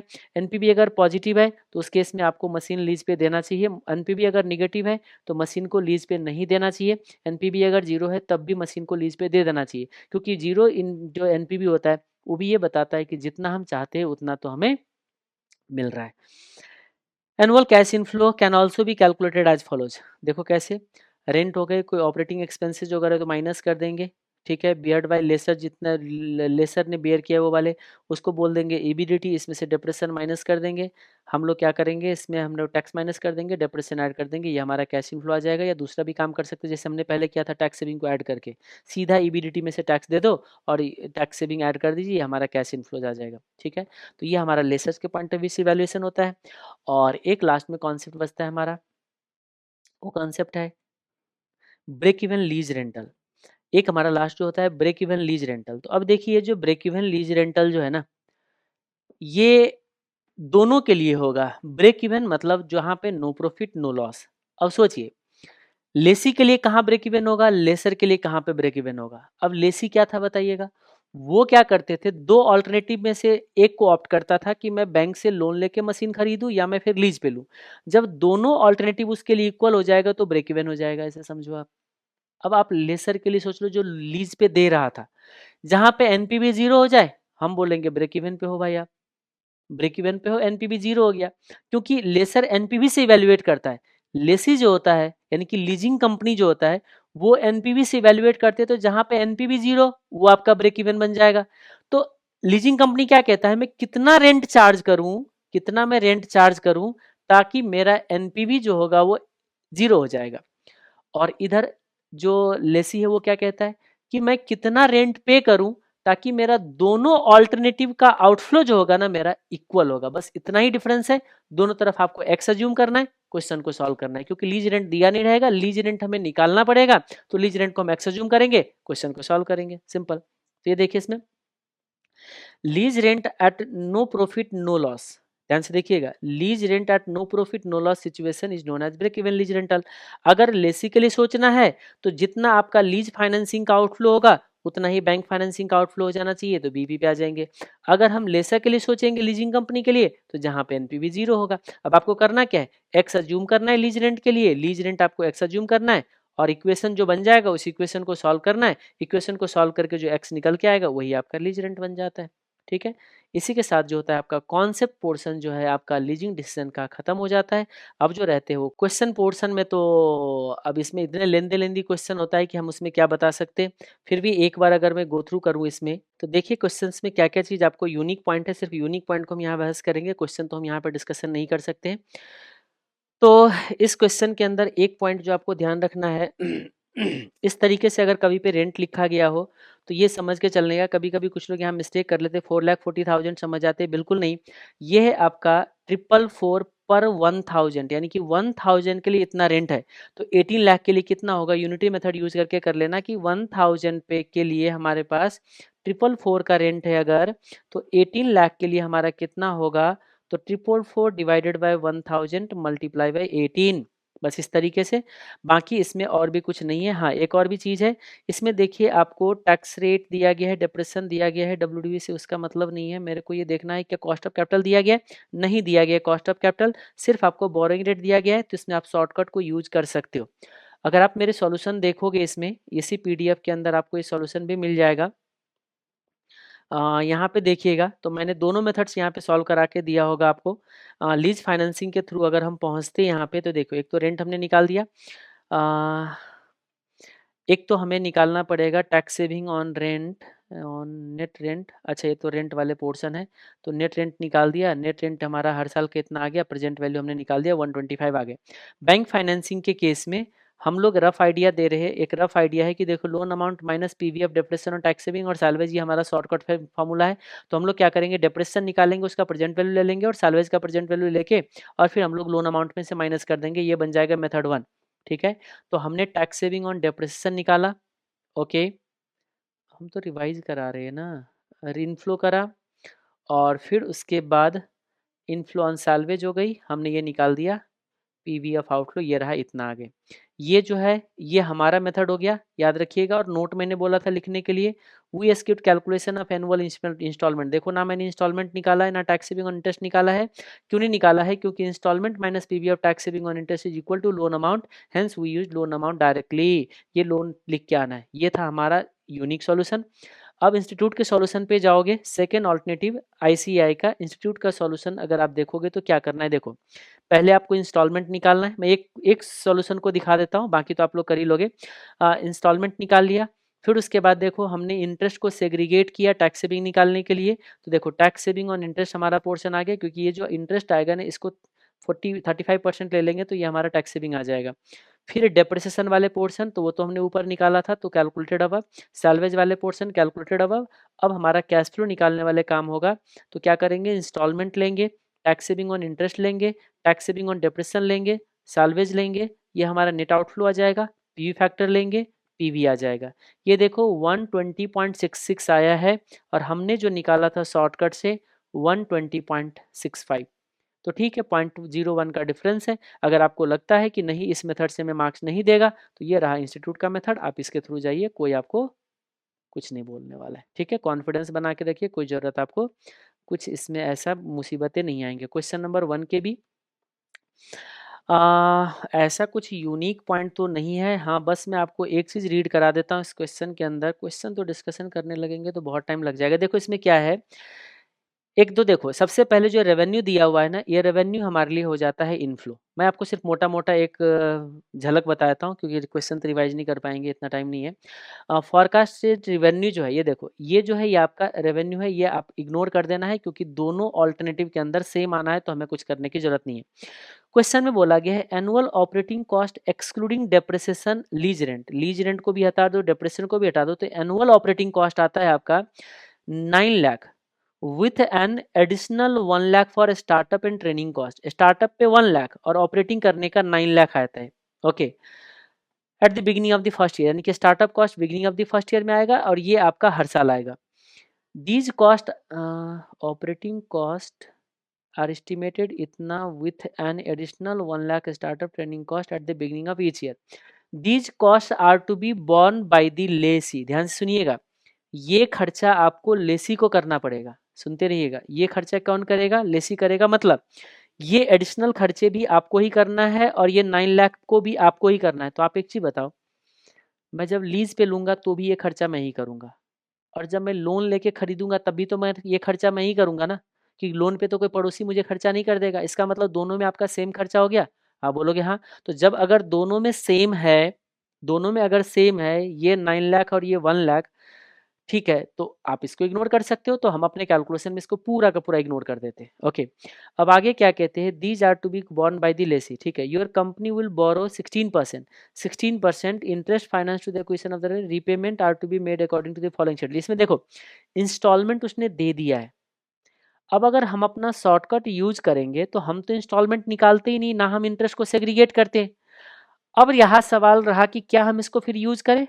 देखो आप अगर यूज भी कर लोगे, ये अगर सही से दिया गया है तो इसका भी प्रेजेंट वैल्यू वही आएगा, क्योंकि देखो 16% का अगर इंटरेस्ट रेट दे रखा है तो इसने जो इंटरेस्ट कैलकुलेशन करा होगा उसी हिसाब से कैलकुलेशन करा होगा। ऐसा नहीं कि जो मर्जी निकाल के दे देगा। समझ में आ गई बात। हाँ, तो अगर आप इसमें शॉर्टकट नहीं भी करोगे तो भी आप बहुत ज़्यादा टाइम नहीं लगेगा, क्योंकि इंटरेस्ट ऑलरेडी सेग्रीगेट करा हुआ है, तो एक कैलकुलेशन तो आपका ऑलरेडी बच गया। तो आप बड़े मेथड से भी जाओगे तो भी चल जाएगा। और याद रखिएगा, इंस्टीट्यूट हमेशा बड़े मेथड से जाता है, और वैसे भी यहाँ पे कॉस्ट ऑफ कैपिटल नहीं है तो शॉर्टकट यूज किया जा सकता था। समझ में आ गई बात। और यहाँ पे कुछ एडिशनल कुछ नहीं देख रहे हो। हाँ, डिस्काउंट रेट 8% भी दे रहा है, 16% भी दे रहा है। तो याद रखना 16% का डिस्काउंट रेट यूज नहीं होगा, क्योंकि 50% का टैक्स रेट है ना यहाँ पे। टैक्स रेट 50% का है, तो boring rate net of tax use करोगे तो ये 8% का डिस्काउंट रेट के बेसिस पे आपको क्या करना है, यहाँ पे क्वेश्चन को सॉल्व करना है। बस ठीक है, हमने तो अपना कौन सी वाले मेथड को फॉलो किया है, एनुअल फिक्स रेट। ये तो आपका लीज फाइनेंसिंग। हाँ, लीज फाइनेंसिंग में आपका लीज रेंट होगा ना, तो रेंट में उसको अलग अलग इन्फॉर्मेशन दे रखा है। फिक्स रेंट दे रखा है, वेरिएबल रेंट दे रखा है, एडिशनल रेंट। 3 तरह का रेंट इस क्वेश्चन में दे रखा है। सारा रेंट को हमने यहाँ ऐड कर दिया, टैक्स सेविंग माइनस कर दिया, नेट रेंट बन गया, इसका प्रेजेंट वैल्यू निकाल दिया, 12.3 आ गए। और इस मेथड में तो हमने डेप्रेशन निकाल लिया, साल्वेज निकाल लिया, और हम तो अपने ही मेथड से जा रहे हैं, लोन माइनस ये करके निकाल के जा रहे हैं। किसी को दूसरा मेथड से जाना है, दूसरा मेथड से जा सकते हो। मैंने नोट लिख के यहाँ पे काम चला लिया है। ठीक है, अब क्वेश्चन नंबर 1 के सी पे अगर हम लोग आ जाएं, तो इस क्वेश्चन के अंदर कुछ यूनिक नहीं है। इसमें बस एक चीज़ यूनिक है। एक तो सबसे पहले आपको सब्सिडी दिया गया है 50,000 का। तो अब इस केस में एक कन्फ्यूजन आपको ये आ सकता है कि सब्सिडी का हम लोग किस तरीके से ट्रीटमेंट लेंगे। देखो आप लोगों ने ऑलरेडी अकाउंटिंग स्टैंडर्ड में पढ़ा होगा कि गवर्नमेंट ग्रांट का जो है ना 2 तरीके से इसमें ट्रीटमेंट लिया जाता है फिक्स एसेट्स के अंदर। तो यहाँ पे 5 लाख का आपका क्या है, क्या कहते हैं, डिवाइस खरीद रहे हो को 5 लाख का, तो डेप्रिसिएशन कितना का चार्ज करें, क्या सब्सिडी को माइनस करके, देखो ज़्यादा बेटर है, जितने के मशीन खरीद रखा है उस पूरे पे डेप्रिसिएशन लीजिए, आपको जो लोन अमाउंट लेना होगा, लोन जहाँ पे 50,000 से माइनस कर देना, सिंपल सी बात है। आपको जो लोन है ना वो 50,000 से माइनस कर देना है, और ये जो 5 लाख है ना पूरे के पूरे पे आप डेप्रिसिएट कर दीजिएगा, और बाकी जो होगा ना इसमें कुछ रेंट पेएबल जो होगा ना, बिगिनिंग ऑफ द 55,000 का लीज पेमेंट होगा, 55,000 to be required at the beginning of each year. और लाइफ कितने साल का दे रखा है बताइएगा इसमें, इसमें जो दे रखा होगा life beginning of each year, जो भी होगा आंसर से तो पता चल जाए। What is the present value of the cash outflow each this financing alternative, दोनों में कितना कैश आउटफ्लो होगा। ठीक है, तो देखो आपको बस सिंपल याद रखना है कि आप डेप्रिसिएशन पूरे 5 लाख पे लीजिए, और जितना आपको लोन अमाउंट होगा ना, लोन अमाउंट आप 50,000 से कम कर लेना, ये ज़्यादा आपको बेटर रहेगी। तो वही करना है, देखो कॉस्ट ऑफ डिवाइस इतना हो गया, आप डेप्रिसिएशन पूरे के पूरे पे चार्ज करना 50,000 पे, और जो आपका देखो बिगिनिंग ऑफ द पीरियड में था, तो देखो हमने यहाँ पे रेंट दिया लेकिन इसका टैक्स सेविंग यहाँ आया है, यहाँ रेंट दिया इसका टैक्स सेविंग यहाँ आया है। इस तरीके से आपको क्या करना है, प्रेजेंट वैल्यू को कैलकुलेट करना है। और बाकी तो बैंक फाइनेंसिंग में ये रहा, यार देख रहे हो 5 लाख का कॉस्ट है, हमने 50,000 टाके सिर्फ ओनली 4,50,000 का लोन ले रखा है। ठीक है, और हमने तो ना इंस्टॉलमेंट निकालना है ना टैक्स सेविंग और इंटरेस्ट, हमने कुछ सेग्रीगेट करना ही नहीं है, बस डिप्रेशन का प्रेजेंट वैल्यू, टैक्स सेविंग का डिप्रेशन का प्रेजेंट वैल्यू निकाल लेना है। और इनफ्लो फ्रॉम सैलवेज जो है वो ऑलरेडी हमारा नील है, तो पीवीएफ आउटफ्लो निकल के आ जाता है। तो इस तरीके से हमने क्या करिए, एडवाइस दे दी है। ओके, क्वेश्चन नंबर 1 के डी की अगर सिचुएशन को देखें, तो बता दूं एक बहुत ही अच्छा क्वेश्चन है, सीए के ओल्ड सिलेबस में आया हुआ, अभी तक सीएम इंस्टीट्यूट ने नहीं पूछा है, लेकिन अगर ये पूछेगा तो आपके लिए ये क्वेश्चन यूनिक होगा। अगर पढ़ के नहीं गए हो तो एग्जाम में मिस्टेक करके आओगे ही आओगे। इतना बढ़िया से इसके अंदर ट्विस्ट किया हुआ है, लीज ऑप्शन के अंदर, लीज फाइनेंसिंग के अंदर, कि दिल से आवाज आते रहो वाव। तो इस क्वेश्चन को जरूर एक बार सॉल्व करके जाना चाहिए, क्योंकि आपको पता है सीए इंस्टीट्यूट सीएम इंस्टीट्यूट जुड़वा भाई है, और उसके तरीके से देखा जाए अगर सीए इंस्टीट्यूट के पास अगर उसके डेटाबेस में क्वेश्चन है तो आपको एग्जाम में आ सकता है। क्वेश्चन तो अब हम यहाँ पे नहीं ज़्यादा डिस्कशन करेंगे, मैं आपको सिर्फ यूनिक पॉइंट को यहाँ पे रिवाइज करा देता हूँ। उसका यूनिक पॉइंट ये है कि देखिए, आप क्वेश्चन रीड करेंगे तो टाइम लग जाएगा, आप लोग रीड करते रहिए। एक तो आपका जिसको ज़रूरत है मशीन की वो है आर लिमिटेड, यानी कि यहाँ पे मैं लिखता हूँ, देखो एक है हमारे पास आर लिमिटेड, ठीक है, एक है आपका लीजिंग कंपनी है इसमें, और इसके जो लीज फाइनेंसिंग किया जा रहा है ना बैंक लोन के साथ, यानी कि वो क्या कर रहा है, बैंक से लोन लेके और तब लीज फाइनेंसिंग कर रहे हैं। अच्छा यहाँ पे नीचे आ गया, यहाँ पे बस आपको रीड पर किसको पढ़ना है तो आप इसको पॉज कीजिए, पहले स्क्रीनशॉट ले लो या पहले आप क्वेश्चन रीड कर लीजिए, देन उसके बाद जो मैं बोल रहा हूँ सिचुएशन को जानोगे तो ज़्यादा बेटर रहेगी।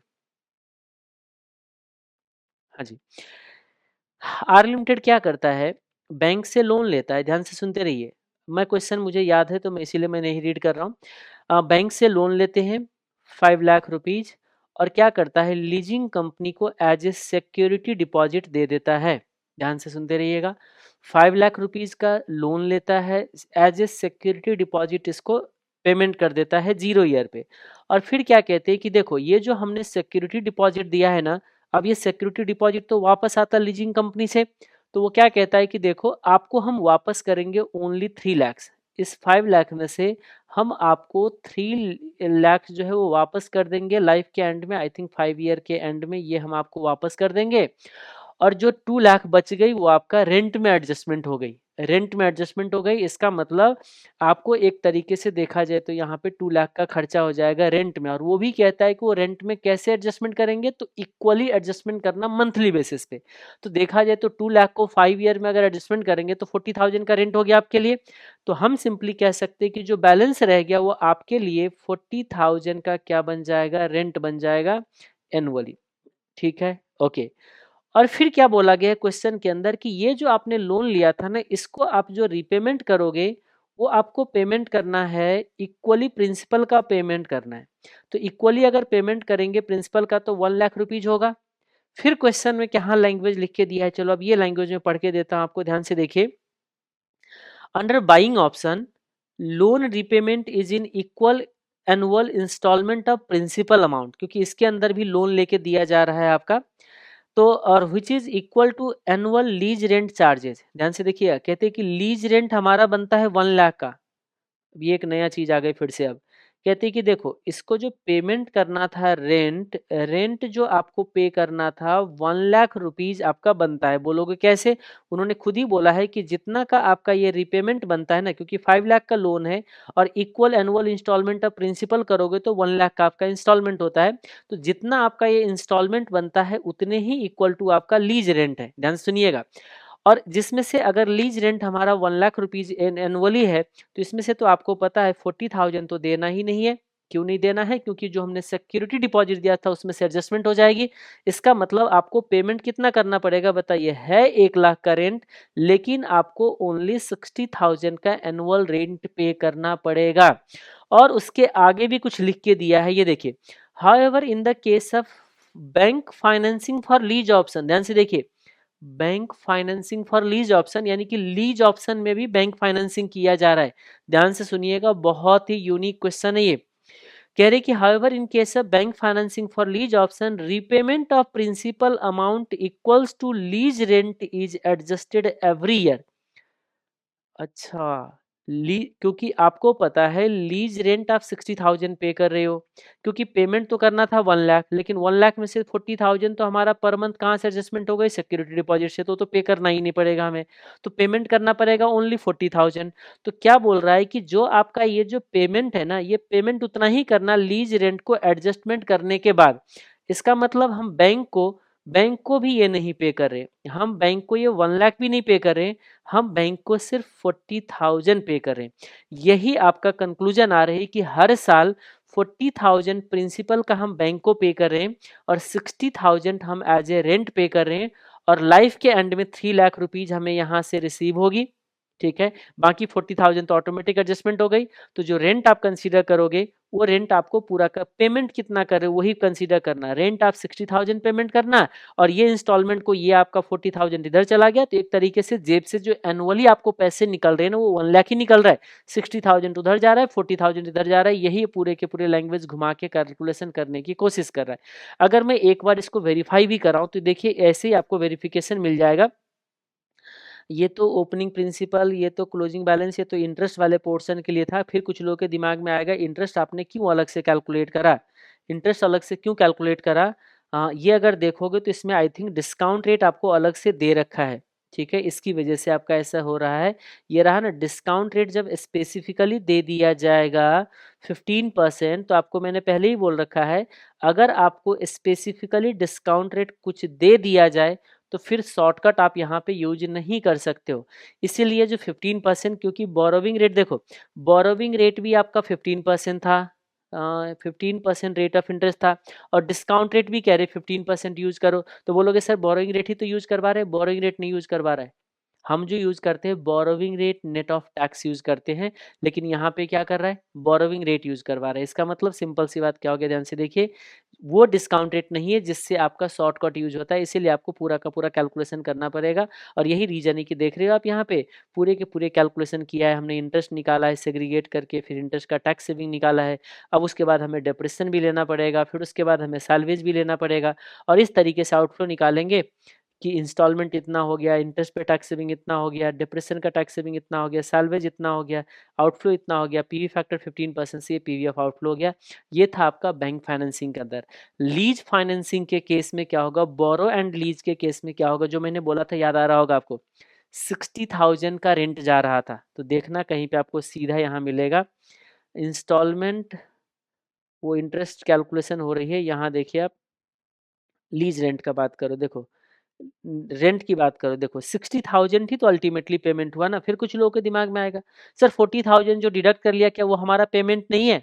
अरे वो पेमेंट है ना, लेकिन वो पेमेंट उधर ना होकर इधर जा रहा है ना आपका इंस्टॉलमेंट की तरफ 40,000 का। क्योंकि जो हमने पेमेंट ही नहीं किया तो आउटफ्लो कैसे हुआ? पैसे जेब से निकल कितना रहे? फिर कुछ लोग बोलेंगे सिक्योरिटी डिपॉजिट दिया था वो आपका आउटफ्लो नहीं हुआ, वो भी आपका आउटफ्लो नहीं था, क्योंकि बैंक से लोन लेके और फिर आपने सिक्योरिटी डिपॉजिट दिया था। उधर से लोन आया, उधर से सिक्योरिटी डिपॉजिट गया, तो आपके जेब से पैसे कहाँ गए? तो वहां पे भी कैश फ्लो नहीं था। तो बोलोगे अच्छा, तो फिर कैश फ्लो कब होगा? जब आप लोन रिपेमेंट करोगे। अरे जेब से पैसे निकलेगा तभी तो आउटफ्लो होगा ना। आपने लोन लाया और आपने सिक्योरिटी डिपॉजिट दे दिया, तो कैसे हो गया कैश फ्लो? बताइए, बिल्कुल नहीं हो सकता। जेब से पैसे निकला क्या? नहीं निकला। जितना जेब से पैसे निकला है उसकी हिसाब करो आप। तो जेब से ज्यादा पेमेंट कब होगी? जब आप लोन का रिपेमेंट करोगे लाइफ के एंड में। ठीक है, तो वो चीज़ है। तो यहाँ पे ये हमारा रेंट बन गया, इसमें से टैक्स सेविंग आ गया, इतना नेट रेंट बनता है। अब दूसरा हिसाब करो किसका, इधर के जो लोन लेके आपने काम किया था वो, तो उसमें देखोगे तो 5 लाख का लोन लिया था। अब आपने क्या किया अभी बताइएगा? हमने बोला था कि 40,000 का हम इसको क्या करेंगे, प्रिंसिपल पेमेंट कर देंगे, क्योंकि प्रिंसिपल का ही इक्वल इंस्टॉलमेंट था ना वो। तो अगर 40,000 अगर आपने प्रिंसिपल पेमेंट कर दिया तो इतना जो बचता है ना, इस पे आपको इंटरेस्ट निकालना पड़ेगा। ठीक है, तो वही इस पे हम लोगों ने इंटरेस्ट निकाला है, फिर इंटरेस्ट का टैक्स सेविंग लिया है अभी। ठीक है, और वो टैक्स सेविंग लेके और फिर देखा है कि हमारा कितना, सॉरी टैक्स सेविंग नहीं, हाँ ये रहा टैक्स सेविंग इंटरेस्ट इतना आ गया, तो इतना हमारा आउटफ्लो हो रहा है, हर जेब से इतना निकल रहा है। देखना लास्ट में क्या होगा, देखो आपका ये जो क्लोजिंग प्रिंसिपल था ना, वो 3 लाख रुपीज का जो क्लोजिंग प्रिंसिपल था, ये भी रिपेमेंट हो रही है। लेकिन ये कैसे रिपेमेंट हो रही है कि ये जो आपका 3 लाख रुपीज आएगा ना लेसर से, वो 3 लाख रुपीज 5 साल के एंड में जाएगा, तो उसके बेसिस पे आपका क्या हो जाएगा, ये 3 लाख भी लास्ट में जाके आपका आउटफ्लो होगा। तो बहुत बढ़िया क्वेश्चन है, एक बार जरूर आपको रिवाइज करके जाना चाहिए। ये यही इस क्वेश्चन का यूनिक पॉइंट था, बाकी इसमें कुछ भी नया नहीं था। क्वेश्चन नंबर 1 के ई, हाँ इसमें भी एक यूनिक पॉइंट है, वैसे सीएम इंस्टीट्यूट का आई थिंक इसमें है या उसमें यूनिक पॉइंट है, वो इसमें है, इसमें तो शायद कुछ भी नहीं है। कार मर्सिडीज वाले इसमें, हाँ इसमें इसमें कुछ भी नहीं है। Borrowing and purchasing the car, वैसे लिखने के लिए बोल रखा, borrowing and purchasing taking the car on the finance lease. हाँ ठीक है, आई थिंक इसमें कुछ भी न्यू मुझे नज़र नहीं आ रहा है। No saving on the deduction, hence no need to calculate installment and tax saving on interest 9%।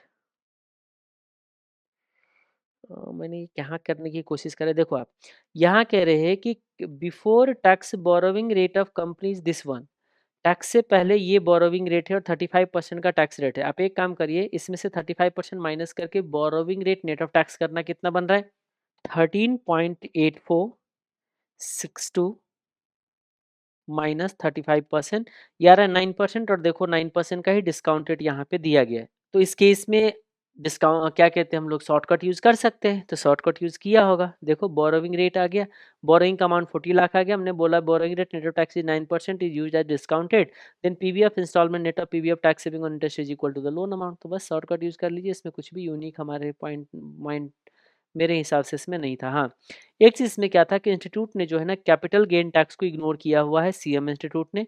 तो हमने यहाँ पे दिखा दिया कि अगर उसको हम लोग इग्नोर करेंगे तो हाँ लीज की एडवांटेज निकालने को बोला गया शायद। हाँ लीज का एडवांटेज कैसे निकाला जाएगा, तो लीज का एडवांटेज क्या होगा बताओ।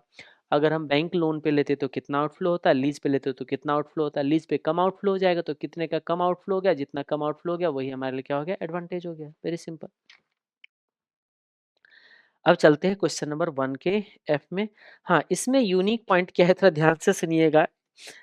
अह, आपको पता है ये सीएम इंस्टीट्यूट, अच्छा सीएम इंस्टीट्यूट का नहीं है ये भी, क्योंकि थोड़ा सा ये हटके था, ऐसे क्वेश्चन आप लोगों को पूछा जा सकता है, इसीलिए हमने इसको क्लास में सॉल्व करने के पॉइंट ऑफ व्यू से रखा हुआ है।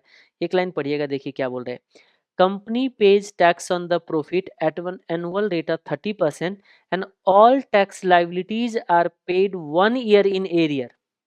ध्यान सुनिएगा, जो आपकी टैक्स लाइबिलिटी बनता है 1 साल एरियर में पे करते हो। इसका सिंपल सा मतलब हो गया कि ये आपका मान लीजिए फर्स्ट ईयर का एंड है, ये पूरा आपका फर्स्ट ईयर था, इसका टैक्स लाइबिलिटी हमारा यहाँ पे जनरेट होता है, और हम पेमेंट कब करते हैं पता है, 2 ईयर के एंड में यहाँ पे हम लोग इसके टैक्स जो है ना पे कर रहे हैं। इसका सिंपल सा मतलब हो गया कि हमारा जो टैक्स सेविंग अराइज हो रहा है वो इस पॉइंट पर टैक्स सेविंग अराइज होगा। तो आप सोचिएगा, आप लोग जो क्या करते थे, यहाँ पे जो टैक्स लायबिलिटी बनती थी, जो भी, तो इसी केस में यानी कि जो भी खर्चा कर रहे थे, जैसे डिप्रेशन हो गई या फिर आपका इंटरेस्ट हो गए, तो इन सब का टैक्स सेविंग हम यहीं पे लिया करते थे। लेकिन अभी बोल रहा है नहीं, इसका टैक्स सेविंग आपका यहाँ पे जाएगा। अब इसकी वजह से दिक्कत क्या होगा, थोड़ा ध्यान से सुनिएगा। मैं जब यहाँ पे इंटरेस्ट निकालूंगा या रेंट निकालूंगा कुछ भी, जैसे मान लीजिए यहाँ का हमारा रेंट कुछ पेमेंट हो रही है, तो उसका टैक्स सेविंग हमें यहाँ लेना पड़ेगा। यहाँ का रेंट जो होगा उसका टैक्स सेविंग यहाँ पे लेना पड़ेगा, है ना। यानी कि 2 साल के लाइफ के लिए इसका यहाँ से, हाँ अच्छा, बट ऐसे करोगे नहीं, ये गलत है। ये गलत क्यों है, क्योंकि ये जो रेंट पे कर रहे हैं ना, ये रेंट एडवांस में पे कर रहे हैं 2 साल के लाइफ के लिए। अब 2 साल के लाइफ के लिए रेंट भी एडवांस में पे कर रहा है। तो देखो एक रेंट यहाँ जाएगा, ये रेंट यहाँ पे डेबिट होगा, लेकिन टैक्स यहाँ पेमेंट होगा। मतलब क्या हुआ पता है आपको, मतलब क्या हुआ, इसकी जो टैक्स सेविंग है ना, ये रेंट 1 का टैक्स सेविंग यहाँ मिलेगा, और ये जो रेंट 2 मिलेगा ना, इसका टैक्स सेविंग यहाँ मिलेगा। ध्यान से देखो, यहाँ कोई रेंट नहीं जाएगा, यहाँ कोई रेंट नहीं जाएगा। कैलकुलेशन 3 ईयर की होगी, लेकिन लाइफ 2 ईयर्स की होगी, जो मुझे धुंधला धुंधला याद आ रही है। मशीन कॉस्टिंग इतना 3 years, the machine would be used for 3 year and at the end of this period it would be sold at 5 lakh. अच्छा, 3 साल का पेमेंट है तो ये 4 ईयर तक जाएगी। रेंट 3 यहाँ पे जाएगा, ठीक है। तो यहाँ पे आपका टैक्स सेविंग 1 आएगा, यहाँ पे टैक्स सेविंग 2 आएगा, और 4th ईयर के एंड में आपका टैक्स सेविंग 3 आएगा। इस तरीके से इस क्वेश्चन की कैलकुलेशंस होगी। यही इस क्वेश्चन का यूनिक पॉइंट है। इसका टैक्स सेविंग सीधा यहाँ जाएगा, क्योंकि इसने क्वेश्चन में खुद ही बोल रखा है कि operating lease for the annual lease rent इतना per year payable in advance. देख रहे हो, रेंट ले रहे एडवांस में, और टैक्स लायबिलिटी एरियर में नहीं बोल रहे, टैक्स लायबिलिटी को भी एरियर बोल रहा है, यानी कि 2 साल की गैप आएगी। यही इस क्वेश्चन की यूनिक पॉइंट है। अब आप मजे की बात सुनिएगा, यही सेम चीज, क्योंकि आपका जो टैक्स लायबिलिटीज है वो टैक्स लायबिलिटी सिर्फ रेंट का ही नहीं, जो इंटरेस्ट का भी जो टैक्स सेविंग बनेगा ना, वो भी तो आपको एरियर में ही जाएगा ना। यानी कि जो रेंट आप मान लीजिए, ध्यान से सुनिएगा, मैं यहाँ पे अगर इंटरेस्ट डेबिट करा पीएल में, तो मेरा टैक्स सेविंग तो यहाँ जाके मिलेगा। तो उस केस में क्या होगा, जब आपने जो शॉर्टकट यूज कर रहे थे ना, क्योंकि देखो इस क्वेश्चन के अंदर आपको कहीं पे भी डिस्काउंट रेट नहीं दिया गया है, तो हम तो क्वेश्चन में यही करेंगे, after tax borrowing rate is 7%। जब खुद लिख के दे दिया after tax borrowing rate is 7%, तो हम इसको सीधा as a discount rate use करेंगे। जब हम borrowing rate net of tax को as a discount rate use करेंगे, तो फिर तो हम तो शॉर्टकट यूज कर सकते थे, लोन अमाउंट ले लेते, नहीं हम इंस्टॉलमेंट निकालते, नाम उसका टैक्स भी निकालते, ले लेंगे। लेकिन होगा क्या, जब 1 ईयर के एंड के इंटरेस्ट पे 2 ईयर एंड पे जाके जब टैक्स सेविंग मिलेगी ना, तो उस केस में क्या होता है कि वो आपका पीवी के इक्वल मैच नहीं होगी, यानी कि बोरोविंग अमाउंट के इक्वल मैच नहीं होगा। लेकिन मजे की बात क्या है पता है, आईसीएआई ने, सीए इंस्टीट्यूट ने फर्स्ट टाइम लोन अमाउंट को एज ए आउटफ्लो ले रखा है। यानी कि जो शॉर्टकट हम यूज करते हैं, वो शॉर्टकट इंस्टीट्यूट ने यहाँ पे यूज किया, जहाँ नहीं कर सकते, अप्रोक्सीमेट हो जाएगा। क्योंकि आपको पता है कि एरियर में टैक्स लायबिलिटी बनने की वजह से उसका जो इंस्टॉलमेंट का पीवी और टैक्स सेविंग ऑन इंटरेस्ट का पीवी जो होगा ना, वो लोन अमाउंट के इक्वल नहीं होगा। आपको वेरीफाई करना चाहो तो कर लो। तो जहां पे लोन अमाउंट के इक्वल नहीं हो रहा है, वहां पे लोन अमाउंट के इक्वल कर रहा है। तो चलो ऐसे समझ जाओ, आज के बाद याद रख लीजिए कि हमारा इवन इंटरेस्ट ईयर एंड में पेएबल है, लेकिन उसके बावजूद भी उसका टैक्स सेविंग जो होगा ना, उसके 1 साल और आगे आएगा, क्योंकि एरियर में टैक्स लायबिलिटी का पेमेंट है, इसकी वजह से। तो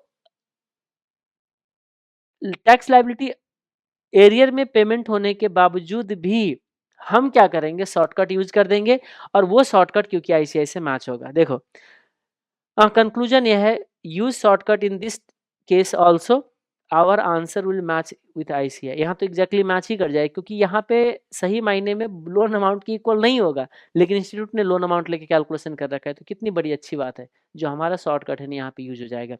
अब कुछ लोग के बात आएंगे, सर ये तो सीएमए सीए इंस्टीट्यूट ने किया है ना, हम तो सीएमए वाले हैं। अरे भाई जुड़वा भाई, अगर ये क्वेश्चन रिपीट होगा ना, तो सॉल्यूशन भी उसका ऐसे ही रिपीट होगा, कुछ नया नहीं आने वाला है। अब आते हैं क्वेश्चन नंबर 2 के ए में। ये लेसर के पॉइंट ऑफ व्यू से इवैल्यूएशन है, इसमें कुछ भी यूनिक पॉइंट नहीं है, सारा का सारा इन्फॉर्मेशन दे रखा है। इसको बस सिंपल काम क्या करेंगे हम लोग, सेल प्राइस निकालने वाले क्वेश्चन ये है क्या, आई थिंक सेल प्राइस निकालने वाले क्वेश्चन नहीं, ये सेल प्राइस निकालने वाले क्वेश्चन नहीं है। इसमें तो सिंपल लीज रेंट दे रखा है, टैक्स हटा देंगे, इतना बन जाएगा, ठीक है, और पीवीएफ आउटफ्लो समथिंग कुछ करके इस तरीके से कैलकुलेशन कर लो। बहुत सिंपल क्वेश्चन है, इसको आप देखते रहिएगा, मुझे इसमें कुछ भी यूनिकनेस नहीं नजर आ रहा है। उसके बाद अगर मैं थर्ड केस सीरीज में चलूँ, तो यहाँ पे आपको ब्रेक इवन लीज रेंटल निकालना है, कैलकुलेट द लीज रेंट, जो कि 3:2:1 के रेशियो में होगा, coated for the lease rent. अब क्या क्या है देखो, इसमें एक है आपका बैंक फाइनेंसिंग, एक है आपका लीज फाइनेंसिंग, ठीक है।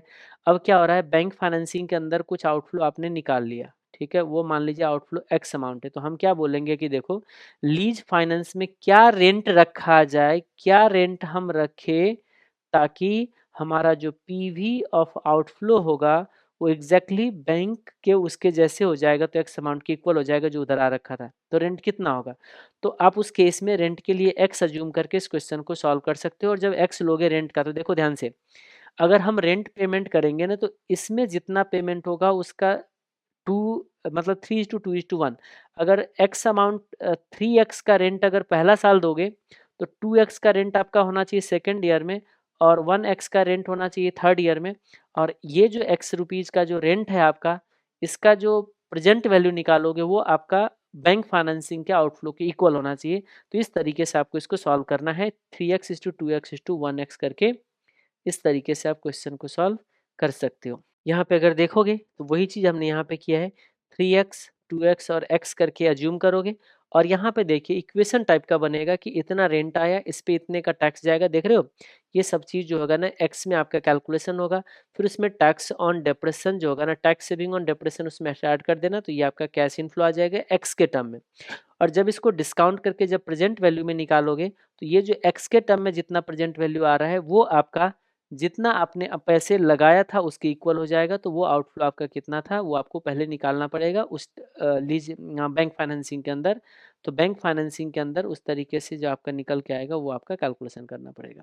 ठीक है, तो ये रहा आपका एक्स अमाउंट इतना आ गए, तो इससे इतना रेंट आ गया, तो ये पहला साल का बनेगा से थर्ड ईयर का, सेकंड ईयर का इसका 2 गुना, और उसका थर्ड टाइम जो होगा इसमें बनेगा। बहुत आसान, कुछ भी इसमें नहीं था। क्वेश्चन नंबर 3 के बी में भी कुछ यूनिक नहीं है। इक्वल एनुअल प्लान के अंदर आपको रेंट निकालने को बोलता है, तो हर साल का आपका रेंट इक्वल होगा। स्टेप्ड अप प्लान में क्या होता है, जैसे आपका पहला साल अगर आपका x रुपीज़ का रेंट होगा, तो दूसरे साल 1.5x होगा क्योंकि 15% से बढ़ेगा। थर्ड ईयर का फिर आपका 1.15 प्लस 15%, थर्ड ईयर का रेंट जो होगा 1.3225x होगा। इस तरीके से आपका रेंट जो होगा वो बढ़ते जाएगा। अगर बलून प्लान की बात करें तो बलून प्लान में क्या होता है कि 1 to 4 ईयर आपका इतना बन जाएगा, और 5वें साल जो बनेगा ना, जो बैलेंस रहेगा ना पूरे आपका 5th ईयर में बनेगा, उसको बलून प्लान बोलते हैं। क्योंकि बलून प्लान इसलिए बोला जाता है कि आपको देखना इस तरीके के कुछ बलून बनते हैं, तो हम सिंपली कहते हैं कि स्टार्टिंग में कम रेंट और लास्ट में जो होगा ना बहुत ज़्यादा रेंट। तो वही चीज़ यहाँ पे क्या करना है, 1 to 4 ईयर का रेंट तो यही रखना है, और बाकी एक्स अज्यूम करके जो प्रेजेंट वैल्यू होगा ना वो प्रेजेंट वैल्यू इतने से मैच करना है। डिफर्ड प्लान के अंदर क्या करना है, पहला साल का रेंट जीरो कर देना है, दूसरा साल का रेंट जीरो कर देना है, बाकी जो तीसरा चौथा साल होगा, 4 साल का लाइफ होगा इसमें से, आई थिंक फिर 5 साल है, तो 5 ईयर्स में से आपका 3 साल का एक्स एक्स रेंट बन जाएगा, और 2 साल का आपका जीरो करके और फिर एक्स का अमाउंट निकालना है। ये था आपका क्वेश्चन नंबर 3 का भी। और ये क्वेश्चन नंबर 3 के सी में अगेन कुछ भी इसमें नहीं है। Compute the equal annual lease rent for the इतना लीज रेंट अन, कुछ भी इसमें नया नहीं मुझे या नज़र आ रहा है। ABC limited proposing making out the machine can be depreciated fully over 10 years on the basis of straight line effective. ये चीज़ एक चीज़ याद रखिएगा, machine can be depreciated fully अगर बोल दिया तो सैल्वेज होने के बावजूद ही फुल्ली आपको डेप्रिसिएट करना है। जैसे इसमें बोला गया पीरियड 10 ईयर्स का है और इतना है, current 5 year effective tax rate 40%, expect to go down इतना percent beginning 6th year from the lease. मुझे इसमें भी कुछ नज़र याद नहीं आ रहे। और 3 का ई तो जो क्वेश्चन है वो बस लेंदी क्वेश्चन है, इसमें क्या करते हैं फ्लैट बिल्ड करते हैं, तो उसके बेसिस पे कैलकुलेशन करते हैं, तो यानी कि आपको कैलकुलेशन तो हो जाएगी, इसमें भी कुछ नया आपका नहीं है। ठीक है, अब आता है एक क्वेश्चन रहता है 4 का ए, 4 के सेल एंड लीजबैक वाले क्वेश्चन होगा, आई थिंक सेल एंड लीजबैक। ये भी क्वेश्चन आपका मतलब एक बार रीड करने वाला है, एक बार पढ़ के जरूर जाना चाहिए। वैसे सीएम इंस्टीट्यूट ने आज तक नहीं पूछा है, लेकिन एक बार पढ़ के चले जाओगे तो बनेगा न, तो आपका ये क्वेश्चन नहीं बनने वाला है। बाकी इसमें यूनिकनेस कुछ भी ऐसा नहीं है। फंड क्रंच होती है तो फंड क्रंच होती है तो अपने ही मशीन जो पहले से होते हैं उसको बेच देता है, और जो सामने जिसको बेचा है उससे वही मशीन फिर लीज पे ले लेता है, ताकि हम मंथली एनुअली आपको रेंट पे करते रहेंगे। तो क्या हुआ, मेरे पास मशीन था, मैंने उसको बेच के कुछ पैसे ले आए, और फिर उस पैसे वो पैसे मेरे पास आज इंतजाम हो गए। अब मशीन तो ऐसा नहीं कि बेच के हम लोग बिजनेस चलाएंगे, तो हम लोग फिर क्या करते हैं, वही सेम मशीन को उनसे फिर वापस रेंट पे ले लेते हैं, यानी कि लीज पे ले लेते हैं। तो इसीलिए पहले सेल करो और फिर लीज बैक करो। तो इस तरीके का जो क्वेश्चन है, क्वेश्चन नंबर आपका 4 का ये है। ठीक है, तो इसमें मेरे हिसाब से कुछ ज़्यादा इसमें और कुछ नहीं है। ये क्वेश्चन है आपका, इस तरीके से 2 ऑप्शन बनता है, पहले हम लोग बेच देते हैं और फिर यहाँ को मशीन पे लीज लेते हैं। हाँ, लेकिन इसमें क्या दे रखा है कि ये फुल्ली डेप्रेसेबल है फर्स्ट ईयर में। जैसे होते हैं ना क्वालिटी जो पॉल्यूशन कंट्रोल मशीन जो होती है, उसको आपको क्या करना होता है, 100% जो होते हैं ना डिप्रेशन पहले ही साल में मिल जाता है। तो जब आपको 100% डिप्रेशन फर्स्ट ईयर में मिल गया, तो डब्ल्यूडीबी होगा जीरो, तो जब बेचोगे तो उस पर टैक्स भी देना पड़ेगा आपको। तो इस तरीके से कैपिटल गेन टैक्स वगैरह कंसीडर करके इस क्वेश्चन को जो होते हैं ना सॉल्व करना है, क्वेश्चन नंबर 4 का ये। और इसी के साथ जो होता है आपका लीजिंग खत्म हो जाता है। वैसे इसमें 5 का भी सीरीज होगा एक, ये क्वेश्चन, ये सीएमए वाले इग्नोर कर दीजिए। Replacement with bank and lease financing का एक कॉन्सेप्ट सीए में हुआ करता था, आपके बुक में कहीं पे नहीं है, बहुत सारे क्वेश्चन हमने पढ़ लिया, तो ये सीएमए वाले जो होगा इसको इग्नोर कर दीजिए, वो गलती से बुक में रह ही गया है। वैसे आप जो आगे से बनाएंगे बुक नेक्स्ट एडिशन में इसको डिलीट ही कर देंगे। ठीक है, तो ये था आपका लीजिंग डिसीजन का रिवीजन। होप आप लोगों ने एंजॉय किया होगा, और एंजॉय किया है तो कमेंट करके ज़रूर बताइएगा, ताकि इससे मुझे पता चलता है कि आप लोग कैसे सोचते हो। ठीक है, टेक केयर, बाय बाय।